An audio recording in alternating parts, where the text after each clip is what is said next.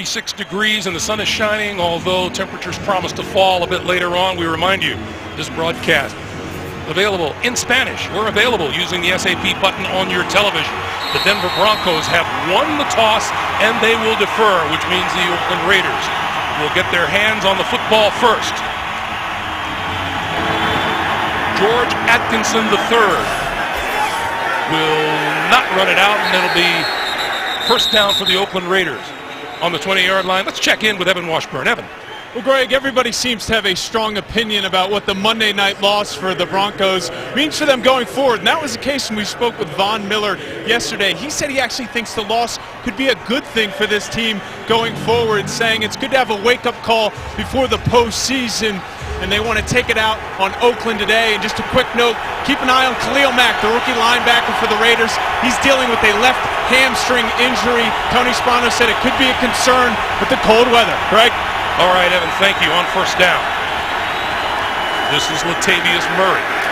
And Murray with maybe 2 yards at the most before being spun down at the 22-yard line. That's the Raiders quarterback, Derek Carr, starting every single game in his rookie season. 20 touchdown passes, 11 interceptions. He's proven he's a keeper, isn't he, Trent? Well, and you start looking at some of the rookie quarterbacks in this draft class, and really Derek Carr steps to the forefront as far as who's established himself this season, and you see an upward trend for him moving forward. They give him a 1-yard pickup, and it's 2nd and 9. 180! What's up? Quick drop, escapes trouble, goes down inside the 15-yard line at the 14. DeMarcus Ware, who came into the game with 10 sacks, now has 11. Well, and initially the pressure is right here in the middle of your screen, 98. You're going to see he's going to come up there, and he's the one that gets the initial pressure. And then Von Miller is able to finish it off when Derek Carr is able to get away from that initial pressure from Knighton. Denver has not managed a sack in its last 2 games. They get one right off the bat here today. 3rd and 16.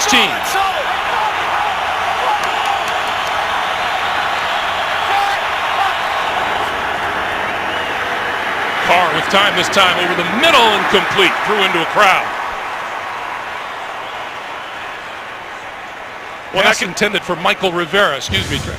Well, no, and Greg, all I was going to say, that was, you know, when you're taking a late throw down the middle of the field, you're taking some chances because you see the safeties converging. You know you have the one-on-one against the linebacker, and all of a sudden you throw that ball up the field. He tried to underthrow to get a back shoulder throw. Broncos are lucky that they didn't get a pass interference because the defender wasn't turning around to locate the football. Davis didn't turn around and ran right through the tight end. Denver has excelled in 3-and-outs this season. That was the 54th for them, the most in the NFL. Wes Welker is deep for the kick from Marquette King, and it's a booming kick. Welker back at his own 28. To the outside, 45 and out of bounds. That will make it pretty good field position for number 18. 5-time NFL MVP Peyton Manning, 530 career touchdown passes, named to his 14th Pro Bowl in his 17th season. Anxious to see how he rebounds from that Monday night loss at Cincinnati. He tends to rebound pretty well, and you have to remember last time facing these Oakland Raiders back in week number 10, he had 350 yards and 5 touchdown passes. Apple!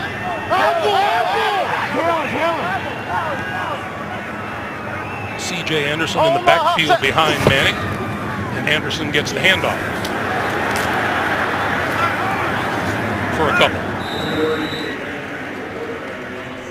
On the Broncos offensive line, left tackle Ryan Clady, one of the league-high 9 Pro Bowl starters for Denver. Another is wide receiver Demaryius Thomas, who has a franchise record 103 catches on the year.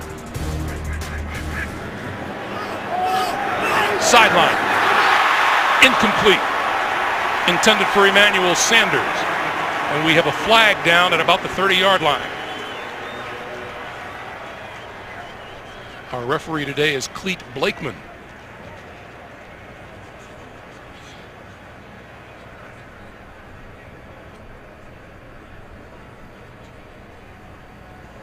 Personal foul, grabbing the face mask. Offense, number 10. 15 yards from the previous spot. Replay, second down. We've seen that a couple times this season, Trent. You know, it must happen initially off the line of scrimmage, and in order to get that separation, you don't see it towards the end of the route, but the flag was thrown earlier from the release. And Sanders, you'll see at the top of your screen here, watch Sanders as he extends that right arm. He gets about 5 yards upfield, extends that right arm, and you can see the pole that allows him to get by. The official's right on top of it, calls the offensive face mask. So it's 2nd and 22. Taylor!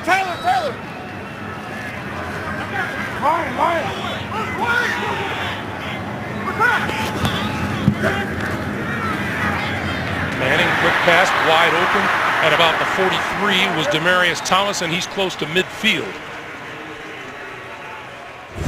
On Oakland's defense, one of the veterans up front, 10-year man Justin Tuck, one of the great young talents in the NFL, rookie linebacker Khalil Mack playing, as Evan told you, on that sore hamstring today, and the great Charles Woodson roaming the secondary, a secondary that starts rookie Keith McGill at cornerback for injured T.J. Carey.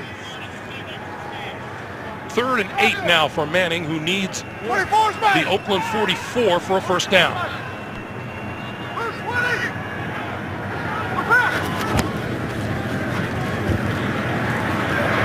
Manning coming to this side of the field, incomplete. And we have a penalty flag down.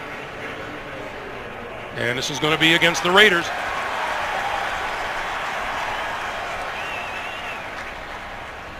It appears that it's going to be the defender that's guarding C.J. Anderson. Holding.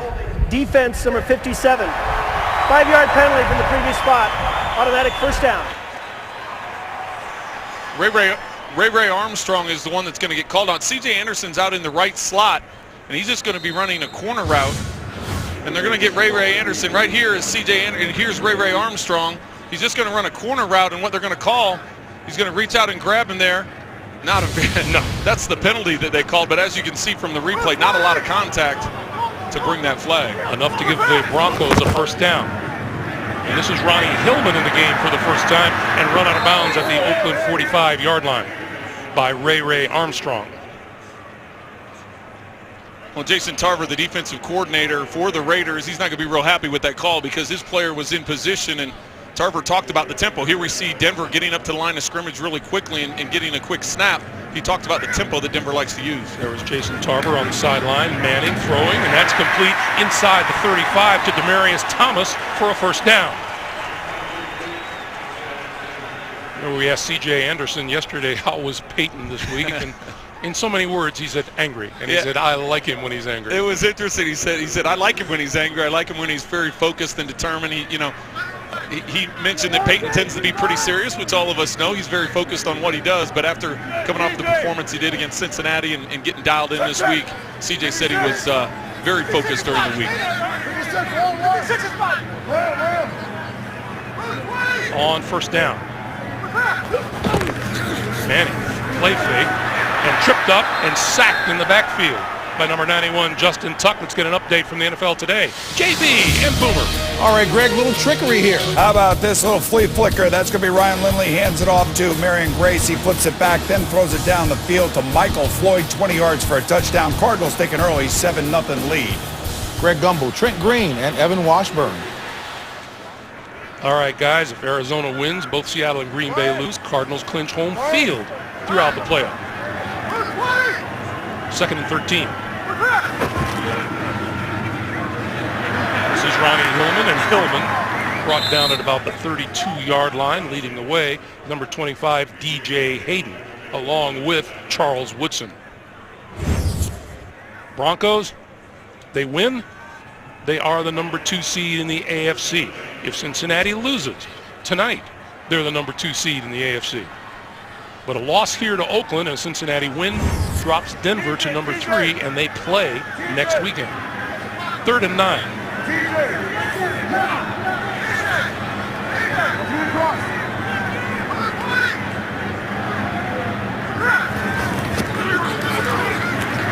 Manning throwing, and that is low and incomplete. Intended for Demaryius Thomas and broken up by Mr. Woodson, who has intimate knowledge of going up against Peyton Manning. Well, and the thing with Peyton Manning and how he likes to push the ball up the field, and we talked about the different tempos that can be used in that conversations that I had with Jason Tarver. We'll get back to that after the commercial. So Charles Woodson being looked at on the field. They'll do that. We'll take a break. We're scoreless in Denver. So John Fox is going to go for the early lead here. Connor Barth, who has kicked a 50-yarder earlier this season, will try this one from 49 yards out to give Denver the lead. On its way, straight enough and long enough. So 9:40 to play in the first quarter, 3-0 Denver. The NFL on CBS is sponsored by Southwest Airlines. Book your low fare now at southwest.com. The Dodge Brothers. 100 years later, their spirit lives on. And by Verizon. Get the good more this holiday season with the best end-of-season deals on great tech gifts. A view of downtown Denver from City Park, where apparently some of you creatures enjoy frolicking in the snow.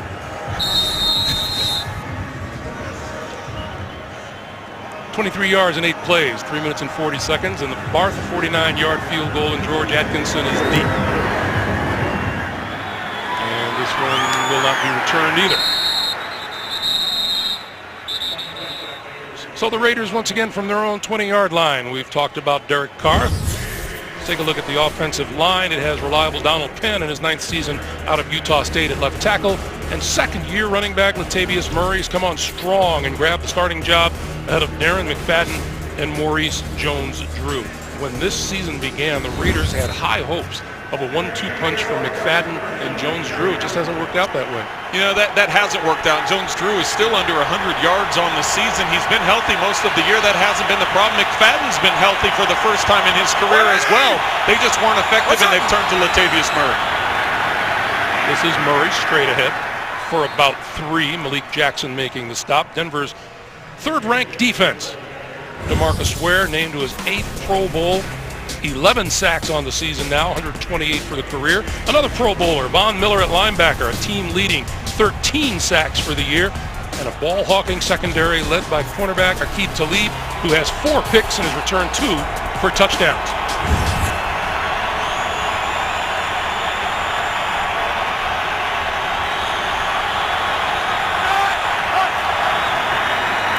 Murray again to about the 27.5-yard line. Well, Derek Carr talked to us about how they're running the football better, and by running the football better, that's taking the pressure off of him to not have to hang on to the ball as much. You can get some play-action passes to push the ball up the field. He said he's felt more comfortable in the pocket, and a lot of that is due to having that running game to lean on. What's that called? The quarterback's best friend? It definitely is. 3rd and 2.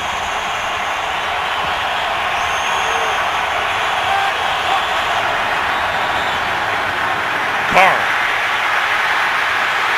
working for time, doesn't get enough of it, down at the 20, courtesy of Aqib Talib.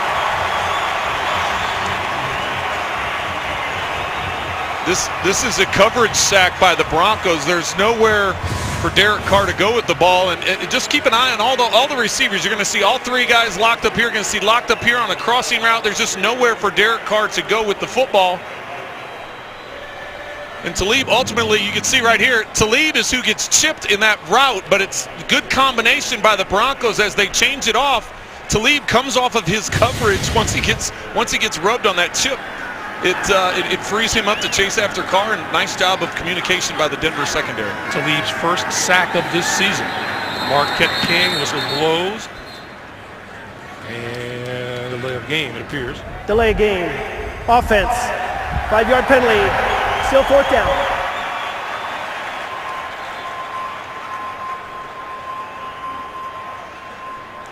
Well, it's a loose bunch of Denver Broncos, obviously, and we found that out when we talked with them this weekend, but they know what's at stake, and they know how valuable next weekend off would be. Well, it's very valuable, not only just a rest standpoint, but they are missing a couple of their starters because of injury, so that extra week would let those guys get back on the field as they prepare for the playoffs.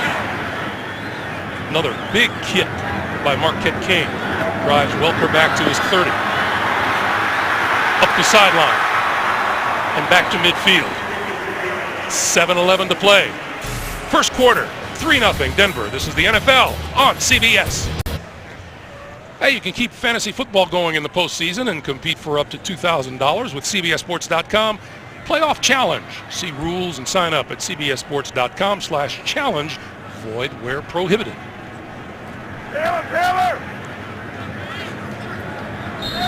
Denver's had nice field position at their 46 and now at their own 49-yard line.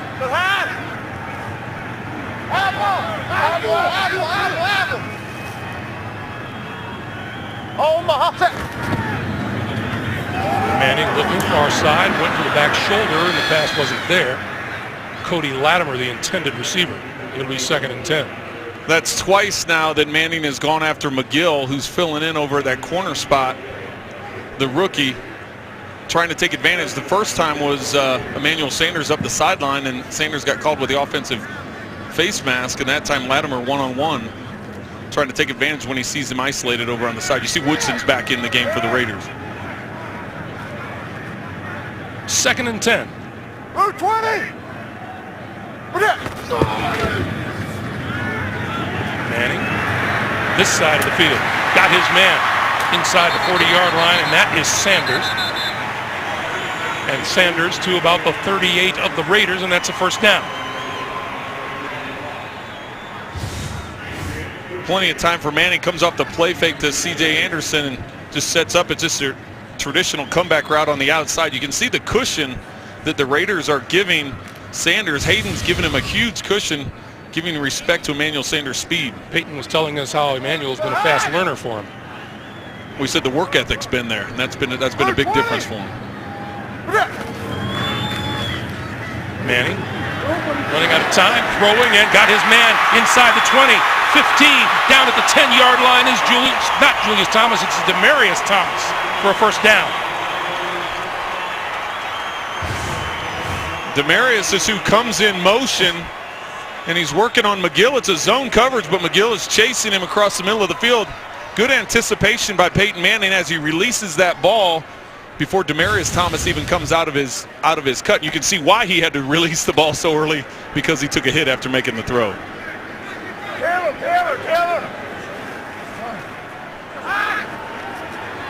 So on first down from the 11-yard line. This is Anderson. Anderson to the 5. Anderson to the end zone for the touchdown.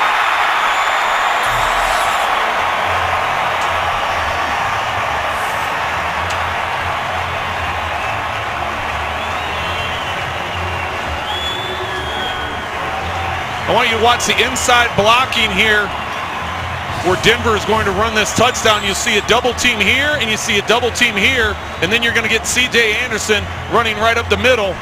Great job by the offensive line of combination blocks, getting to that second level, getting up to the linebacker, and then putting C.J. Anderson one-on-one with the safety. You can see Ross in the open field had no chance of making that tackle. You can see him break the plane before the knee comes down. That's a perfect example of how a running back has to trust that that hole is going to open up at the right time. Well, and that's a great job by the offensive line being in communication. You saw both the double teams coming off the ball, and then one of either the guard or the center has to release to that second level up on the linebacker. Sometimes it's one, sometimes it's the other.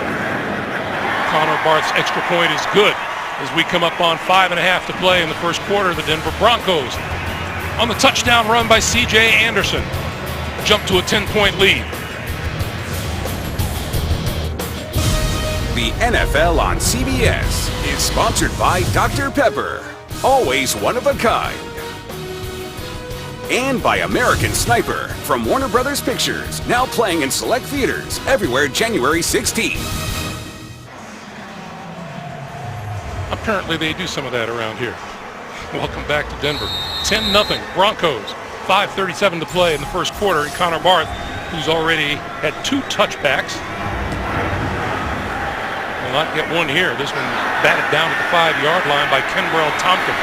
And Tompkins across the 25 to about the 27, maybe the 26-yard line. Hey, celebrate America's greatest stars at the Kennedy Center with performances by Bruno Mars, Bruce Springsteen, and Lady Gaga. Stephen Colbert hosts Tuesday at 9, 8 Central, only CBS.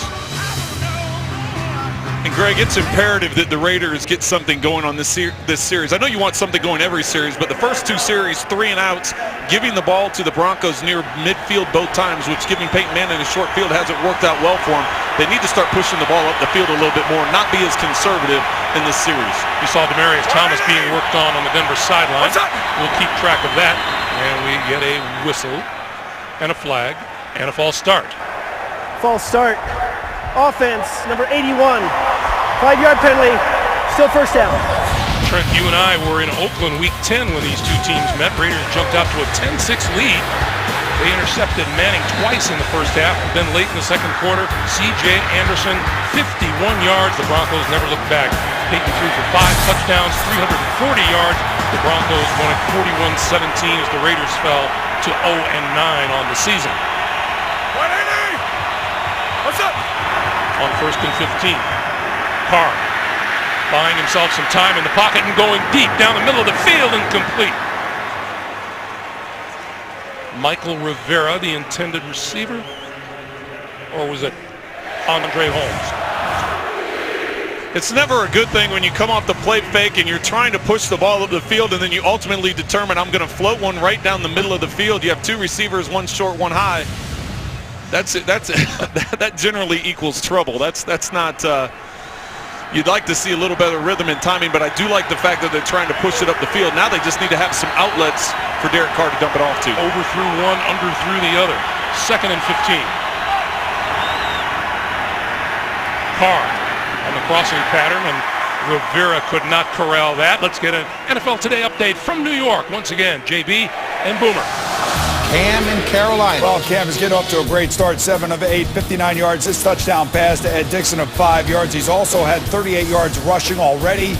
Carolina on top 10-0 against the Falcons. Winner gets the 4th seed in the NFC playoffs. Back to Greg Gumbel. Boy, that Boomer is incredibly accurate when he has to be. Winner wins the NFC South and hosts a playoff game next weekend, and the loser goes home. 3rd and 15. Carr. Little screen, right side. Murray. And Murray going to be brought down at the 31-yard line.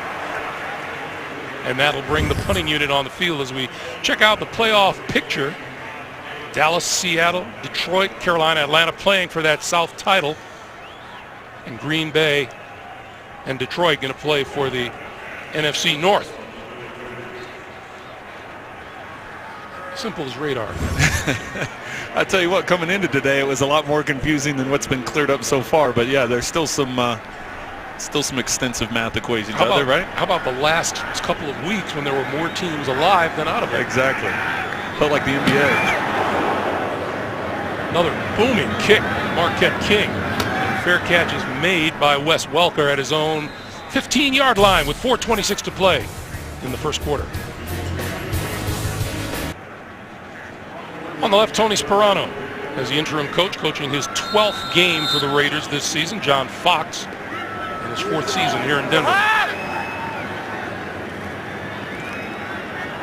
20. Manning from the 15-yard line. This is Anderson, and Anderson with running room across the 20 out to about the 22 or 23-yard line. If you thought your fantasy season was over, it's not. Play for free. You could win a trip to Super Bowl 50. Join today at NFL.com/fantasy.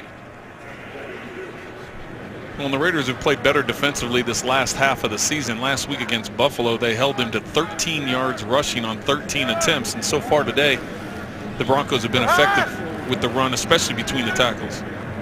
20. On 2nd and 2, quick pass tipped on its way. And is that live? No whistle. It is live. If it's live ball, that's a touchdown. It is ruled a touchdown for the Oakland Raiders. Keith McGill. The side judge on this side of the field called it a lateral all the way from the beginning of the play. So that's why there was no whistle as McGill picked it up and returned it for 6. Is that it was a backward pass recovered by the defense and advanced for a touchdown. All right, let's take a look at where Peyton Manning throws this ball and where the intended target is before Justin Tuck.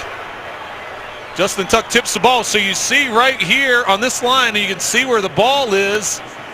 Man, that's going to be close. tough. So on the field, you see where Tuck's hand is going to come up and tip the ball, which ultimately makes it go backwards.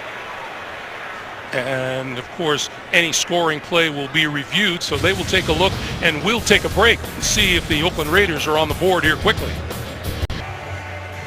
We are back in Denver. Our guy Mike Carey back in New York. Mike, what'd you see? Hey, Greg, this is a wow play and a great piece of officiating on the field. The rule says when the ball leaves the quarterback's hand and when it first touches something, that's the direction you choose. And you can see quarterback's hand is on the right side of the 20-yard line, and touches it about right above the line. You see, this one should have been confirmed, as I think it was. It was. Great call on the field. All right, Mike, thank you very much. So the rookie, Keith McGill, who, funny, he's been picked on more than a couple of times already in this game by Peyton Manning, gets the loose ball and scores the touchdown. Well, and that's great awareness by McGill to recognize there was no whistle being blown. Janikowski's extra point is good, and just like that, Denver's lead is cut to 3 at 10-7.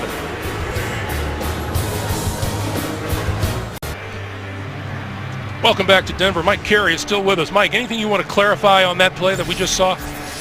Yes, I think this is one of those unusual plays where the ruling on the field is a backwards pass where it's very close.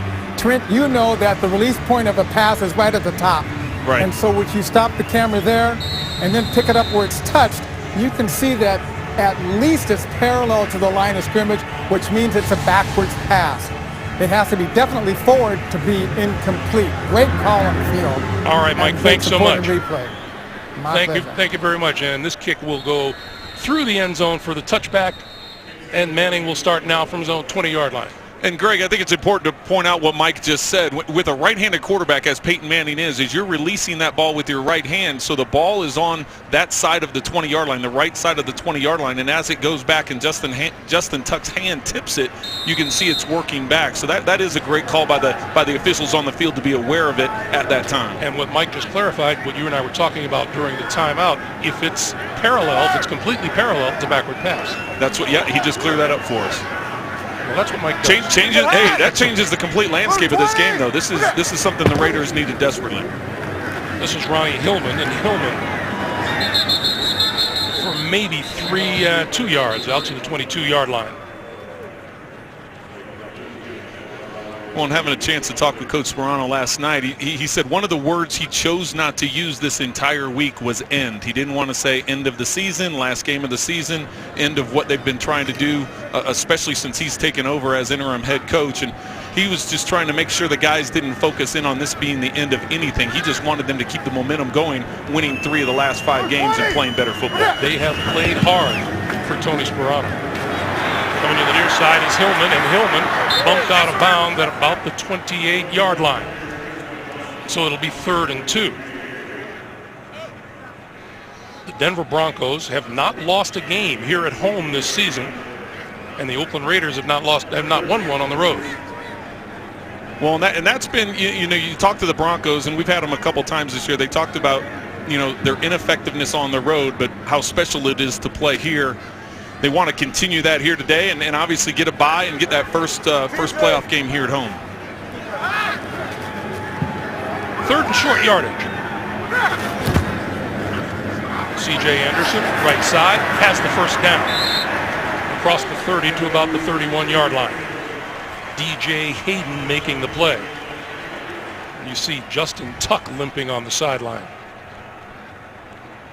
Keep an eye on the right side of the offensive line for the Broncos, just doing a tremendous job of sealing the edge. This is the 2nd or 3rd time that the Broncos have been able to get outside, and both Ramirez and Vasquez, really with some of the injuries they had along the offensive line early in the season, those guys bumping out to new positions and doing a nice job so far today.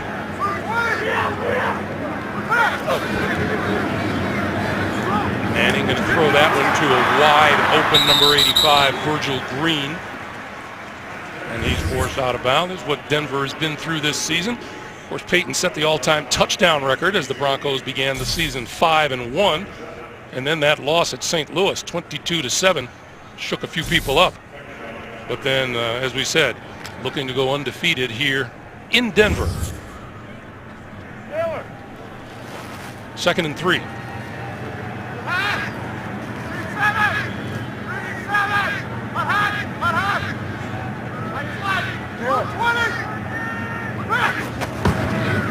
Peyton going to give that one to Anderson, and that one goes nowhere.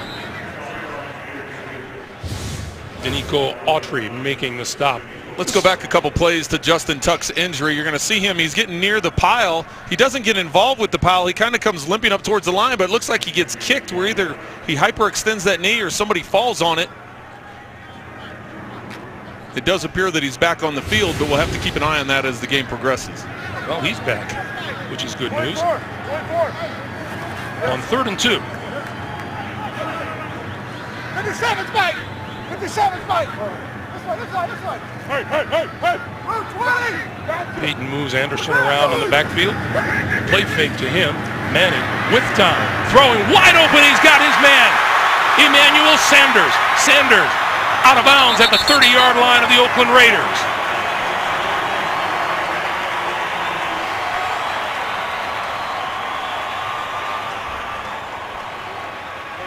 This is just a clear-out route on the front side with Emmanuel Sanders running a deep drag. You're going to see Sanders working there from your left to your right. On the right side of your screen, it was Demaryius Thomas and Wes Welker clearing out the middle of the field, and with Sanders running across the middle, that just leaves it wide open. And that will bring us to the end of the first quarter. 10-7 Broncos. Back for the second quarter after this. This is the NFL on CBS. How about that first quarter for the Oakland Raiders? They have 7 points on the board with 4 total yards and not a single first down on offense. Well, that's not the type of effectiveness you want to have offensively, but the defense stepping up and coming up with a big play for them right before the end of the quarter. First down, Denver at the Oakland 30. Hillman in the backfield. Manning fakes the pitch to him, has time, comes this way, and that is complete. Being wrestled down is Demaryius Thomas, and right on him was Chance Casey. Let's go back to that play at the end of the quarter. Well, it was a clear out by Emmanuel Sanders. What you're going to see is Welker in the slot here. He's running through. Demaryius Thomas is underneath. Sanders one-on-one with McGill is going to get the drag across the field. When you catch him in man-to-man coverage, you give the play fake to draw the linebackers up. Sanders, with his speed, is able to get a big window, and Manning put it to him right in stride. On 2nd and 7, Ronnie Hillman. And Hillman to about the 24-yard line where Justin Tuck makes the stop. Defensive end C.J. Wilson of the Raiders has gone to the locker room with what we are told is a hand injury, and his return is questionable. Benson Mayowa has replaced him. And we're able to see there on camera Justin Tuck still a little ginger with that knee, either knee or ankle, whatever it is that's bothering him. They had to leave the field for. See him hunched over there in the middle of your screen, still being bothered by whatever it is that either got kicked into or fell into. 3rd and 4. Manning throwing, got his man inside the 5, and down at the 1-yard line is Thomas in a collision there with DJ Hayden. This is man-to-man. You saw the Raiders come with pressure, leaving man-to-man up the field, and Peyton floats this a little bit too much. Demaryius is trying to catch the ball and protect himself at the same time. Brandon Ross comes from the middle of the field. This is Anderson with a cakewalk to the end zone for the touchdown for Denver.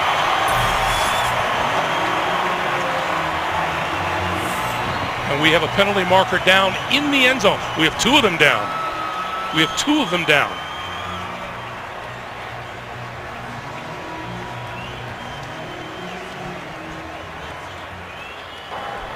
12 men on the field. Defense. That penalty's declined. Result of the play is a touchdown.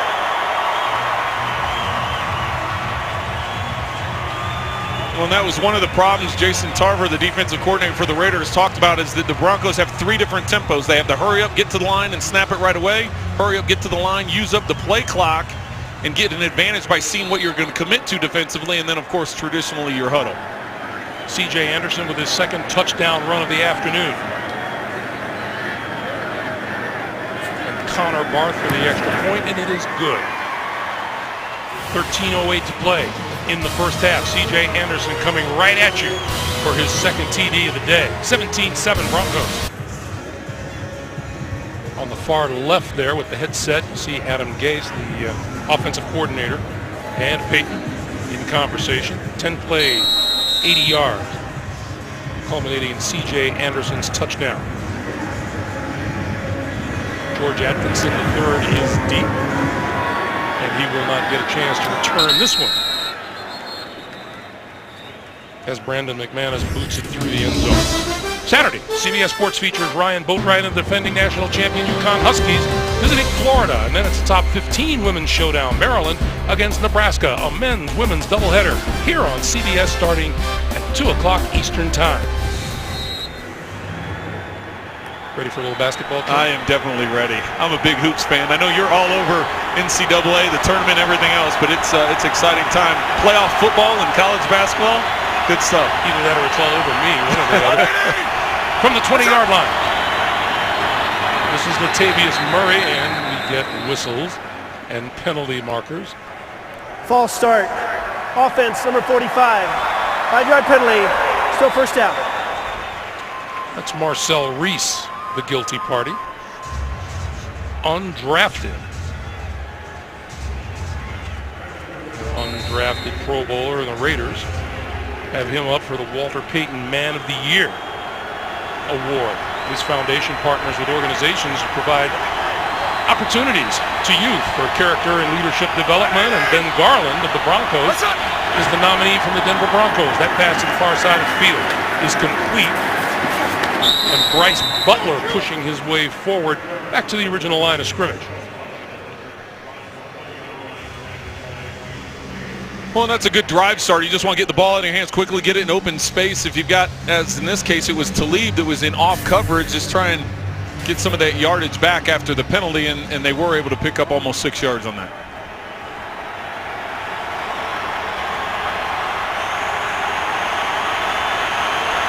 Second and 9. Carr on the move, throws complete, and out to the 25-yard line is Murray out of the backfield. It has not been the best of seasons in Raider Nation by a long shot. After 4 games, Dennis Allen was fired as the head coach, and that's when Tony Sperano took over.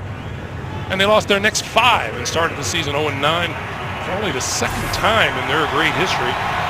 But they have played hard, and they've won 3 of their last 5 games and trying to close out this season with a 2-game winning streak. 3rd and 5. They've managed 14 total yards and 11 offensive plays. Carr lost the handle. Still hasn't corralled it. And picked up inside the 5-yard line by Donald Penn, the left tackle. And I don't know if Derek Carr just wasn't ready for it. It appears that it hits him in the hands.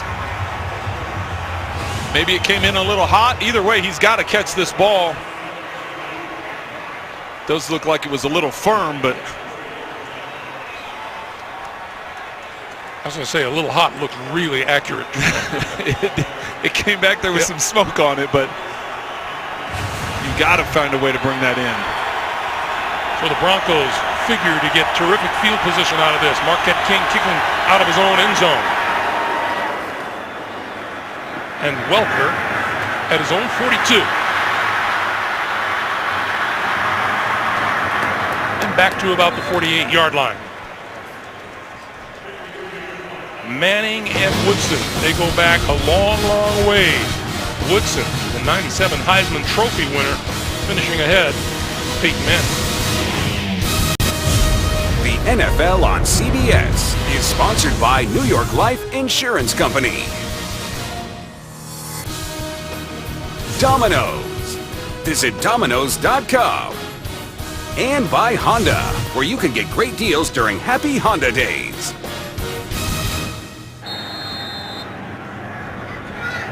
You're a skier, aren't you, Trent? I'd be more likely to be in an inner tube going down that hill than on skis. Manning got rid of it just as he was going down. Ronnie Hillman, his intended receiver. It'll be 2nd and 10.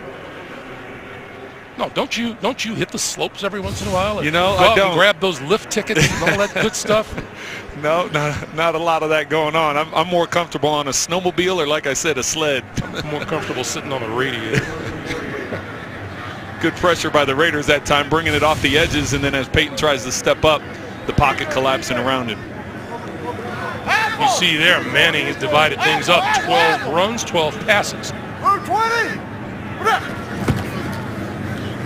And this is Hillman. And Hillman going nowhere. So Danico Autry making the stop. So it's 3rd and 10. Well, if you think of what the Raiders have been very ineffective offensively, and Denver, 3 of their possessions have started near midfield. So this would be a key stop for the Raiders, being able to get the Broncos off the field. And especially if they could stop the Raiders with the field position that they started with. Marquette King kicked this one out of the end zone. On 3rd and 10, Manning throwing, and that's complete to Welker, and Welker brought up short of the 45-yard line, but that'll still be about 3 yards shy of a first down. And you know, Greg, the thing that's impressed me is not only the effort that the Raiders have given, but the veteran effort has been there. Justin Tuck, he's been limping around on the field this entire game. Once again, he was the one putting pressure on Peyton Manning as he's trying to get rid of that ball, forced him to throw the ball quickly. Charles Woodson is deep. We were talking to Charles and asking him if he's willing to come back for season number 18, and he said that if they wanted him back, he might be leaning toward doing that. Well, he said he feels pretty healthy at this point in time of the season, and 17 years is a long time, especially for a defensive back. But it's good to know that he's feeling good. Quality defensive back too. That one rolls through and out of the end zone. So Derek Carr on offense again after this. We're talking about that 97 Heisman race. The main contenders from your left: Woodson, Peyton Manning, Randy Moss, Ryan Leaf. That award won by Charles Woodson. You know, we asked him what Tony Sperano has done since he took over. He says he simplified things for the team, and I thought it was amazing. He said he's energized me. Yeah, and the fact is he has simplified things. He went to both coordinators and said, let's put our players in position, things they do well, let's have them do that. Darren McFadden in the game for the first time, and his first carry for a couple of yards, about 2.5 yards. Gives us a chance to remind you the NFL regular season concludes with the Bengals and Steelers on Sunday Night Football tonight at 8:30 Eastern on NBC. What are you liking that game? Oh, you know what? It's going to be interesting with Pittsburgh playing at home. You got to favor the Steelers at home, so it'll be a good contest, that's for sure. Because those two, there's not a whole lot of love lost between those two. And the two teams playing well right when you need to be. 2nd and 7.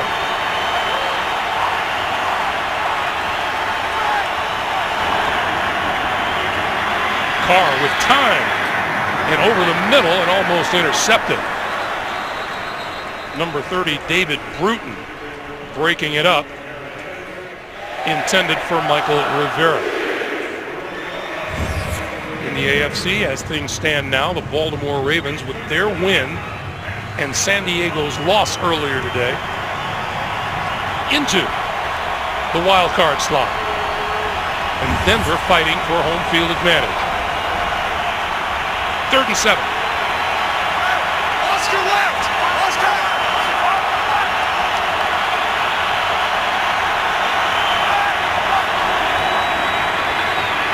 Carr under pressure, and he got hit.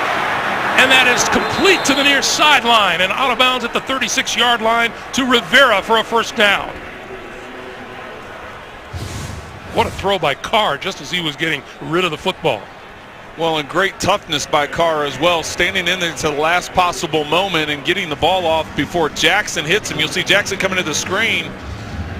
Derek Carr waits the last possible second before releasing that ball, puts it to a spot on the sideline where the receiver is able to get both feet down. That's the first down of the day, chalked up by the Oakland Raiders. What's up? McFadden trying to break it to the outside and makes it to about the 40, maybe the 41-yard line. Raheem Moore coming up from his safety position. Well, we see Darren McFadden there get an opportunity, and throughout his career, he's been hampered by injuries. He has not played a full season his entire career, and this is actually the first season where he's been able to play in all 16 games he doesn't bring that same burst of speed that Latavius Murray has brought these last few weeks. Similar types of runner in terms of their size and running style, however. On 2nd and 6, this is McFadden, and McFadden pushing his way to about the 44, and we go down to Evan.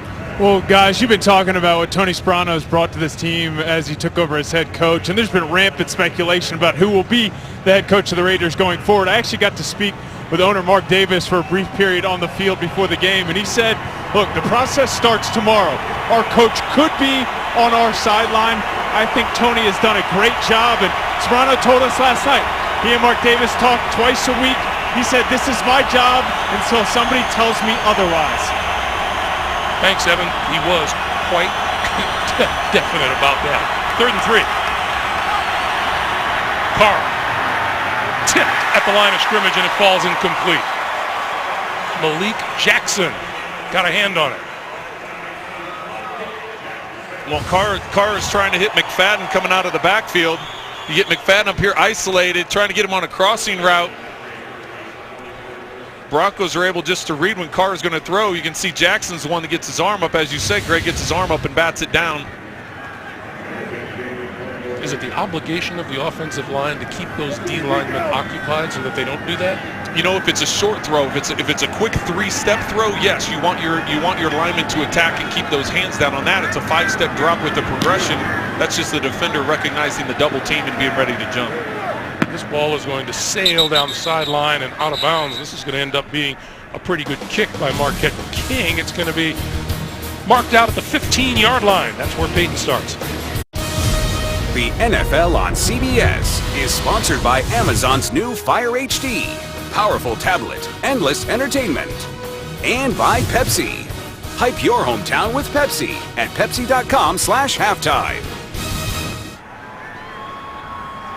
Sports Authority Field at Mile High, 17-7 Denver with about 6.5 to play here in the first half. Derek Carr still trying to figure out this Denver defense today.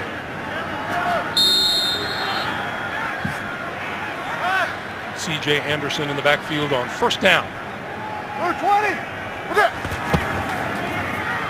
Anderson with no gain, so it'll be 2nd and 10. Well, and you can see with Denver what they're trying to do. They're going double tight end and working the motion and trying to seal that side and get outside. They've had some effectiveness with that. Just not that time. Oakland was ready for it and rallied for the tackle. You know, all eyes were on Peyton Manning all week long after that Monday night loss at Cincinnati. I said to him, you're really not allowed to have a bad game, are you? Well, that's the thing. You know, when you put up the type of career and type of numbers that Peyton is, people tend to think you're going to do that every week. But it's tough in the NFL to do that all the time. On play fake, Manning throwing wide open in the middle of the field. Complete to Demaryius Thomas. And Thomas is down at the 30-yard line. That's enough for a 1st down. Khalil Mack making the play. You'll see Demaryius Thomas at the top of your screen here. He's just going to do a dig route. The clear out by Emmanuel Sanders, number 10 there, clearing out the middle of the field. We saw this play earlier in the game when Peyton was under pressure and the play was to the left side of the field to Peyton Manning's left. This time to the right side of the field on the dig route with the clear out in the middle. Just good timing. You can tell the timing the two of them have because that ball has to be thrown before you come out of the cut. So new set of downs for Manning and the Broncos. Manning, far sideline, and that one batted down. DJ Hayden was right there. Let's go to New York for an update. Once again, JB and Boomer. An opportunistic Carolina. How about Roman Harper here, guys? And Matt Ryan's going to overthrow Roddy White. It's going to be intercepted by Roman Harper. He's going to pick it up, go down the left sideline, and the Panthers are going to take a 17-3 lead over the Atlanta Falcons. Remember, winner gets in. They get the number 4 seed in the NFC. As Greg says, Boomer's on top of it. Back to Greg Gumbel. Accurate, he said. Boy, Coach Rivera is something else with his teams in December. 2nd and 10. Manning sets up the screen, and that's incomplete. C.J. Anderson, the intended receiver, but a little heavy traffic. Well, they were trying to set up a screen to the left side, and Miles Burris, the linebacker for the Raiders, is all over it. staying with C.J. Anderson is, even though Peyton Manning's trying to draw the attention to the right, it was Burris that was dialed in and right there and forced Peyton to throw that wide. 5 minutes to play in the first half.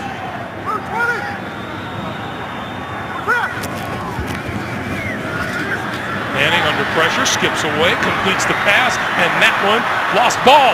Ball is out at about the 37-yard line, appears to be covered by the Broncos. Wes Welker fell on it.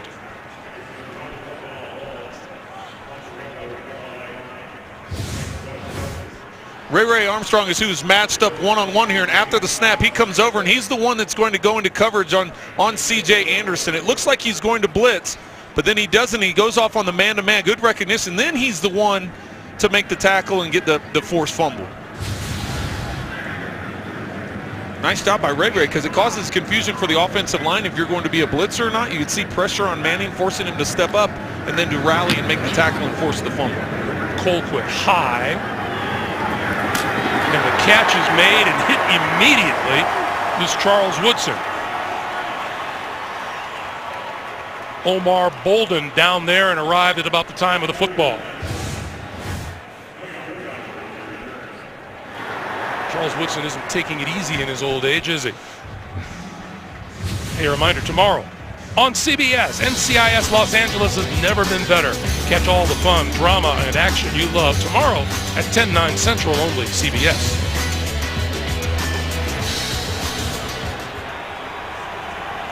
So Derek Carr trying to find some rhythm for this Oakland offense with 4:08 to play in the first half.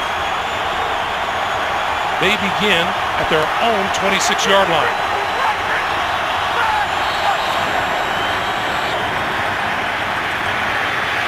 Carr on the move and will run out of bounds at about the 26-yard line.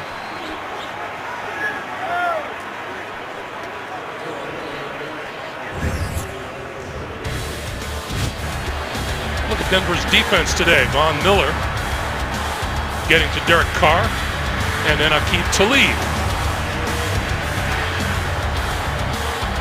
And you know, you look at things like this, it's no wonder Derek Carr hasn't been able to get any rhythm going. Yeah, it's hard to get comfortable as a quarterback when you're under that type of pressure, and really you have to give credit to the secondary of the Broncos as well. There really haven't been a lot of wide open receivers for him to get rid of that ball quickly. 2nd and 9. This is Murray, and Murray with running room and out to about the 35. That'll be about a yard short of a first down. When you see that little extra bit of burst that Latavius Murray has, when he got that ball and he saw the cutback lane, he was able to get through it. And is he the same type of speed guy that you think of, like a Jamal Charles, that type of runner? No. Is he that type of shiftiness? No, but he's got that power and he's good between the tackles. And when he does get in the open field, go back to that first Kansas City game with the long touchdown run that he had. When he gets in the open field, he can take it. Oakland still just one first down here in the first half. Carr going deep. And not close to number 85, Kenbrell Tompkins. Well, and that's due to the coverage that they have on all the other receivers that are attempting to be a part of this route. So the play fake's going to happen, but you're going to see receivers coming here. It's staggered, and then you get Tompkins on the back that's doing the post. What you want to do if you're Derek Carr is you want to get it out to the flat. Well, look at the coverage right there. He's covered. Then you got a backside guy. He's covered. So you have no choice but to go to the backside post.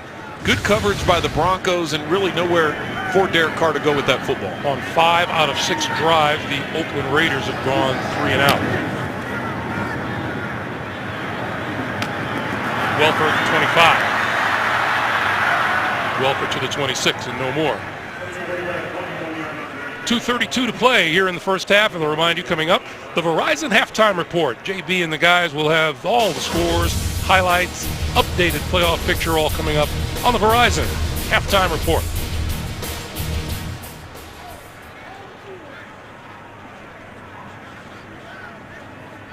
So we were talking earlier about Peyton and how tough he is on himself. And He wasn't kidding. He said, look, I made some horrible plays on Monday night at Cincinnati, and have to give the Bengals defense a lot of credit in that game. And that's what he was quick to point out. He said, listen, it wasn't ideal conditions. Everybody knows it was pouring rain, but he didn't want to use that as an excuse. He felt like he just didn't perform well enough, and he wanted to get out there today and attack it. C.J. Anderson for a couple out to the 27-yard line. Justin Tuck, Shelby Harris making the stop, and we'll see if the Broncos will let that go to the 2-minute warning. And yeah, Peyton is in no hurry to get a play off. If you look at C.J. Anderson's numbers on the season, we hit the 2-minute warning. It'll be 2nd and 9 when we come back to Denver. 17-7 Broncos. Once again, the guys back in New York chomping at the bit. All this information. Verizon halftime report comes your way. At halftime, 2nd and 9.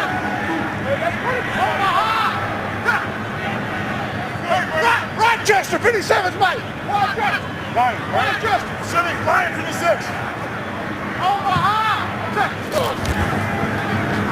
So Manning with time, throwing, and that is caught by Thomas. And Thomas looking for the sideline. He's out of bounds at the 40. And you can see as Peyton Manning continues to attack McGill, the rookie, filling in today at corner. Demarius beats him over the top, and I know once he beat him, he was hoping to just, in some offenses you just throw your hand up and you're like, hey, I've got this, let's keep it going. But the called route was a hook, and Peyton put it right there for the first down. McGill has been the cornerback of choice since the start of the day, and Manning is thrown at.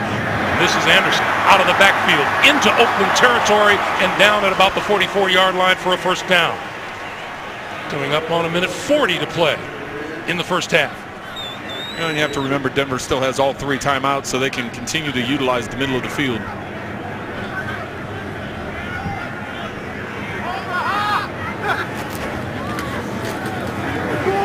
Sideline pattern, and that is complete and knocked out of bounds is Emmanuel Sanders. DJ Hayden bumped him out.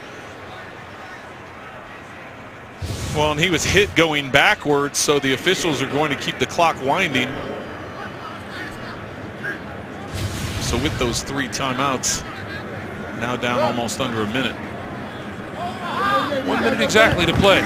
Ronnie Hillman. Hillman with the handoff. And Hillman inside the 30 to the 25. Before his forward progress is finally blown dead. As you watch that, keep in mind, Ronnie Hillman is 5'10", 195 pounds. You could hear the whistle blow that stopped the forward progress.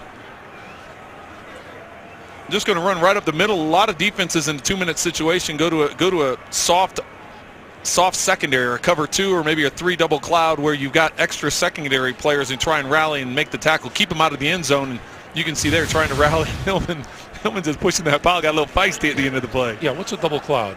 Double cloud is when you have corners or safeties over the top, but then you have a corner pressed underneath. So you basically have a high and low coverage to the boundary. It just sounded good. I just didn't know what it was. Yep. It sounded great. 51 seconds to play in the first half.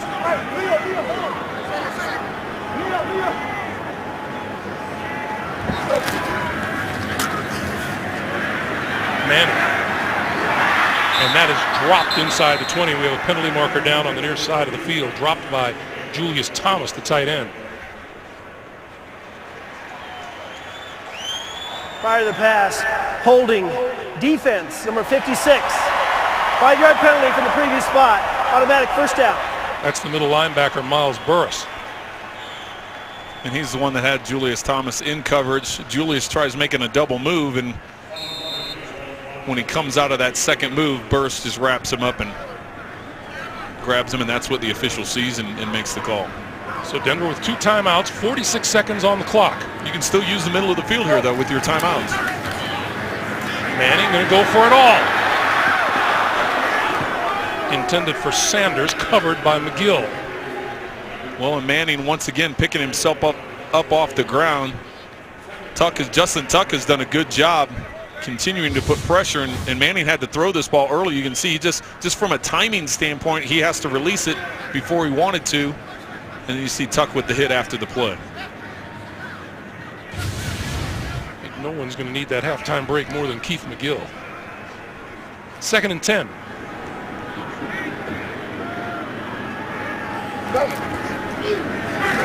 Manning looks right, throws right. Hillman shakes one tackle and then is knocked out of bounds at about the 17-yard line by Ray Armstrong, and we get a timeout called.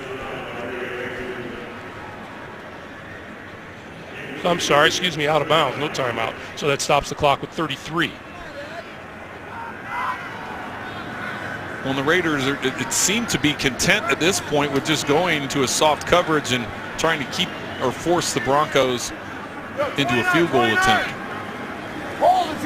It'll be interesting to see. Let's see if they bring some guys up into the box and show that they're going to bring some pressure. Hillman out as a receiver. Manning over the middle, incomplete. Fans want a flag. Peyton wants the flag. Demaryius Thomas was covered by Rasai Dowling. They zoned it out, so Dowling was one-on-one with Demaryius Thomas in the middle of the field. See, Demaryius comes up on the inside. He just crosses his face, and Dowling with both arms grabs him around not only the arms but around the waist. You can understand. You can understand the response by the crowd. We've seen it called for less. Well, earlier we saw that one on Ray Armstrong called. Connor Barth from 36 yards out, and he squeezes it in inside the upright. The crowd still a little bit upset as Denver settles for 3 and boosts its lead to 20-7 with 23 seconds to play.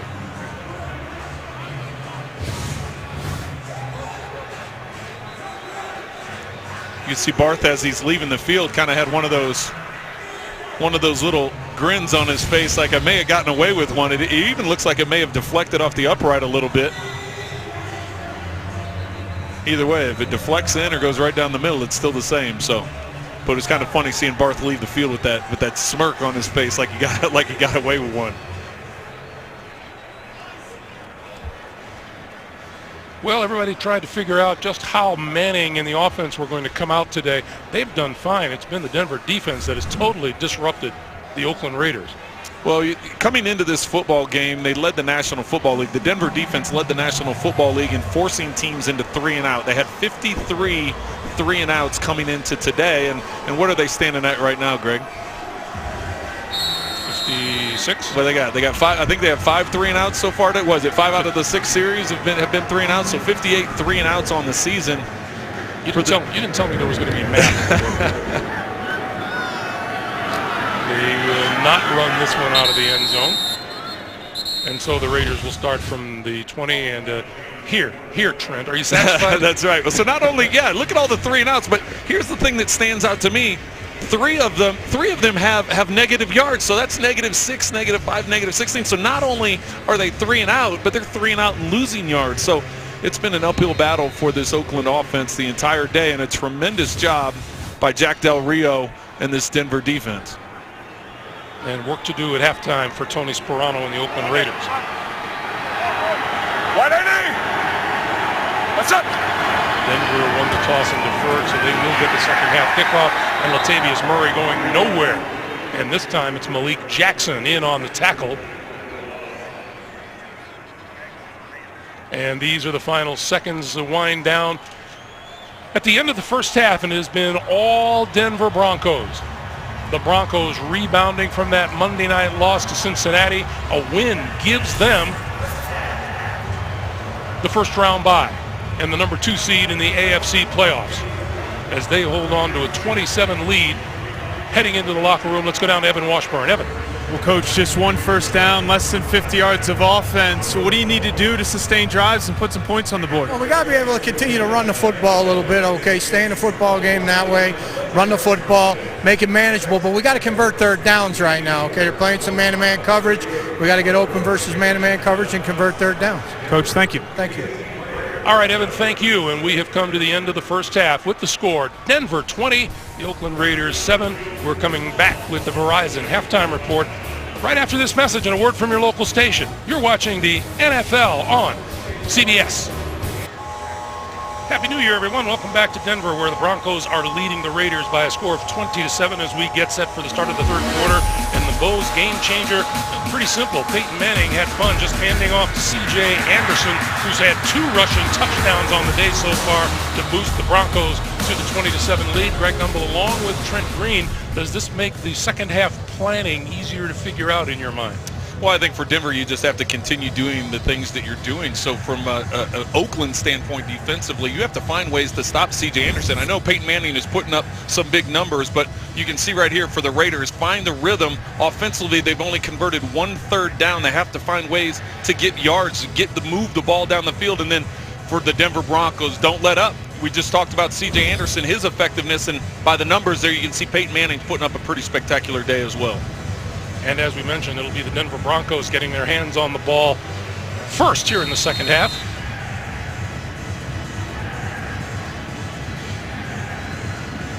Number 31 is Omar Bolden. And Bolden will get a chance to run this one out of the end zone from about 5 yards deep. 20, 30, up the sideline. Bolden bumped out of bounds at about the 31-yard line.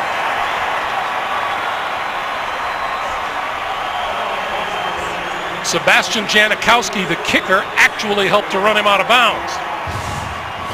Well, and we just got through saying that the Raiders need to do some things differently here in the second half to find a rhythm and get things going, and the Broncos come out and start off with field position. Peyton Manning's going to have field position like he had the entire first half, in position to put points on the board right away.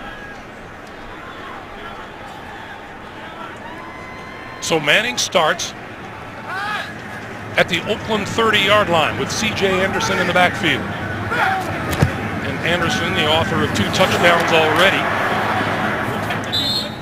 is brought down at about the 25-yard line. Let's go down to Evan. Well, Greg, Denver head coach John Fox's message was it was good, but it can be better. He really likes the way the offense is playing, obviously. Now, he did say that they need to work on some of the twists that Oakland is doing on that D-line. Justin Tuck getting a lot of pressure. I asked him if there's a number or a lead that would dictate how he utilizes his bench, and he said, we're not thinking about that at all. We're trying to close out the regular season. Guys? Evan, thank you. 2nd and 5. Anderson again, and Anderson breaking free for the touchdown.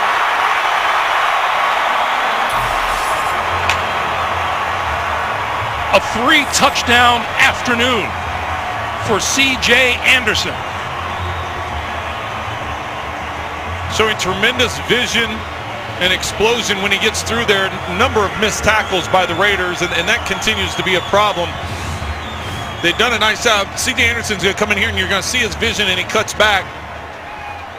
But what's the number of missed tackles? There's several Raiders in position to make the play.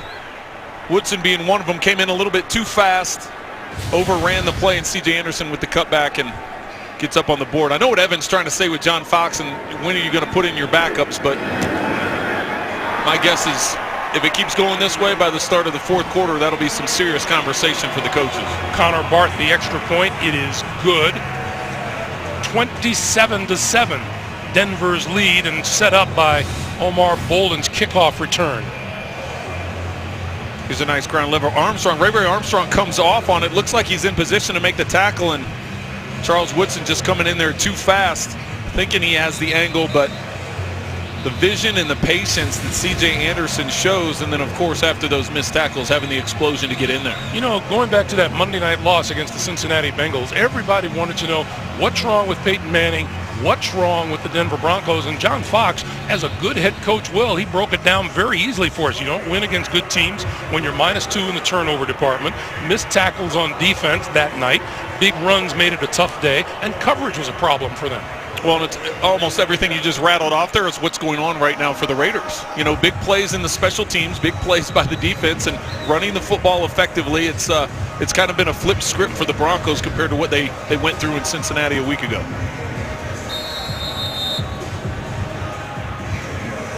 So now Brandon McManus will kick it away to George Atkinson III. And this one will not come out. So again, the Raiders will begin at their own 20-yard line. And when special teams makes a big play like that, it makes everything easier. Well, and it just, it sends a message coming out of halftime. Everybody goes in and, you try and get regrouped as a coaching staff. You try and get regrouped as far as your play calling direction you want to go, the message as coaches you want to send to your players in the second half. And then all of a sudden it comes out and the very first play is a 70-yard return to set up the score. So Latavius Murray in the backfield. What's up? Quick pass for Carr, far side of the field. And that's Andre Holmes for about 4. They're going to bring it back. They blew the whistle. At least one of the officials was blowing the whistle before the ball was snapped. Prior to the snap, false start, offense, number 61. 5-yard penalty, still first down. That's the center, Stefan Wisniewski. And again, the playoff picture looks like this. Denver with a win clinches the number 2 seed in home field and a bye in the first round. Meanwhile, if they lose, Cincinnati can gain that number 2 slot with a win against Pittsburgh tonight. Carr. Marcel Reese out of the backfield, and Reese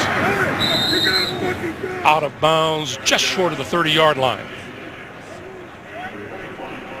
Well, this has been a resilient Raiders team all season long. You think about the struggles they faced starting off the season the way they did, losing their head coach and coming back, and there really has been no quit in this team. So I don't anticipate, even though the score is very lopsided right now, they haven't had a lot of success on either side of the football. This team has proven that it's not going to give up. It's going to keep fighting. And as Evan talked about, Tony Sperano, does he want the job? Sure he does. He says he has good communication with Mark Davis, the owner, and talks will begin tomorrow, I'm sure, amongst the candidates that ownership has in mind for the Oakland Raiders.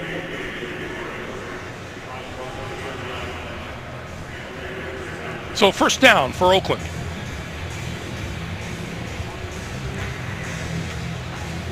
There's Jack Del Rio, who is always rumored to be a possibility, the former Jacksonville head coach, and there's Mark Davis having a conversation with Jack Del Rio, who hails from the Northern California area. First down.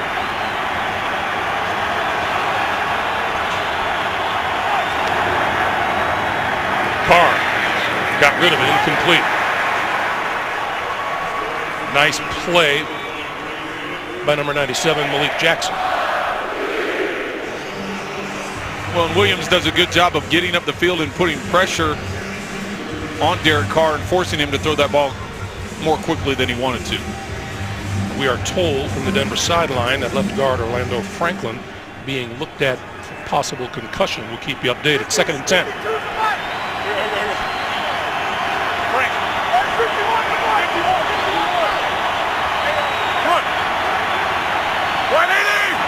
What's up?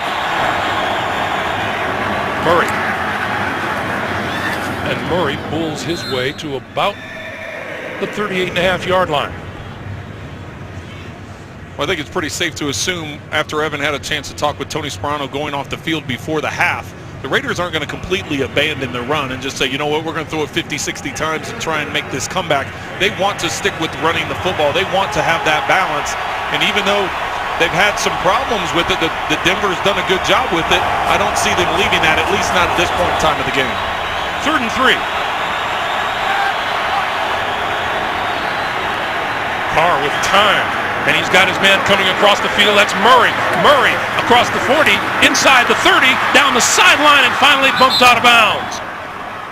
David Bruton finally caught up with him, but not before he was bumped out at the 15-yard line.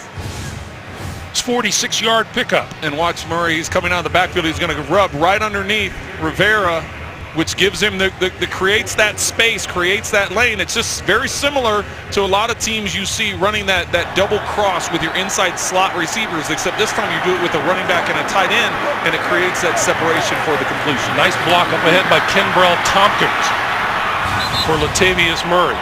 McFadden in the lineup now. First down from the 15.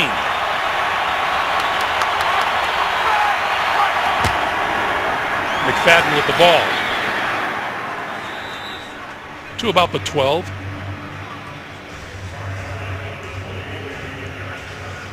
So So the offense getting a little bit of life thanks to that young man. But it has been a battle for the Oakland offense. Well, and one of the bright spots for the Raiders has actually been their production down inside the red zone. They haven't been down here very often, but when they do, they generally get touchdowns. Carr inside the 10. That's complete. James Jones out of bounds. And they will mark him out, let's see, just inside the 5-yard line, and it'll be 1st and goal.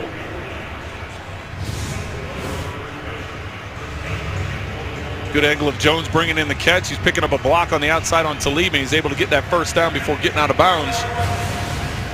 With 1st and goal inside the 5, look for him to run the football here, and then maybe on 2nd down if they want to get to a play-action pass. But the fact they want to stick with the run, I would anticipate a run here. Latavius Murray in the backfield with Marcel Reese ahead of him. This is Murray. Murray met at the line of scrimmage and driven back. Steven Johnson, the middle linebacker, leading the charge.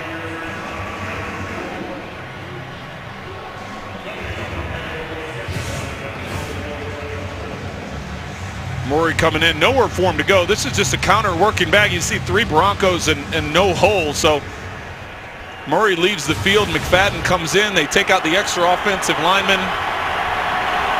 Don't be surprised they try and get Carr out in some space, not necessarily just sticking in the pocket, but try and get out in space and use his legs to create pressure on the defense. Carr spreads the field.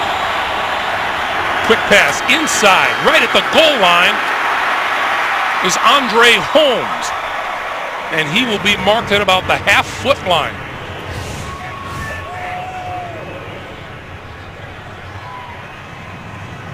Well, and here come the horses now, bringing in the extra offensive lineman, extra tight end inside the 1-yard line.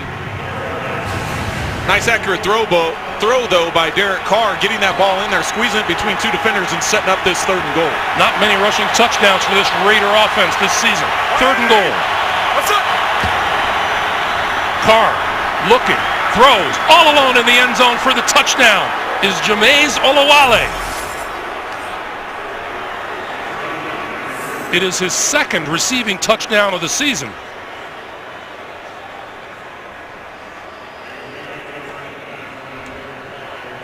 What they're trying to do is a play action and flood everybody out. Here's Olawale. He's just going to come back here and he's going to sit in the middle. Everybody else is going out to the flat, and what Carr's going to do, he's going to look out first, but then he comes back to Olawale in the back of the end zone. You can see his eyes and his body language wants to go out to the left, and that's what draws the defense over there. Olawale just finds an open window in the back of the end zone. Janikowski's kick is good, and with 8:55 to play in the 3rd, the Raiders with their 2nd touchdown of the day cut Denver's lead to 27-14. On Oakland's first 7 possessions, they managed just 45 yards total on that drive, 80-85 counting the 5-yard penalty, and they get on the board with a touchdown and a 27-14 Denver lead now. And this one will sail out of the end zone for the touchback. And Peyton Manning and the offense from their own 20-yard line when we come back to Denver, Colorado, here on CBS. The NFL on CBS is sponsored by Southwest Airlines. Book your low fare now at southwest.com. State Farm. Pump up your savings with a discount double check today. And by Bank of America.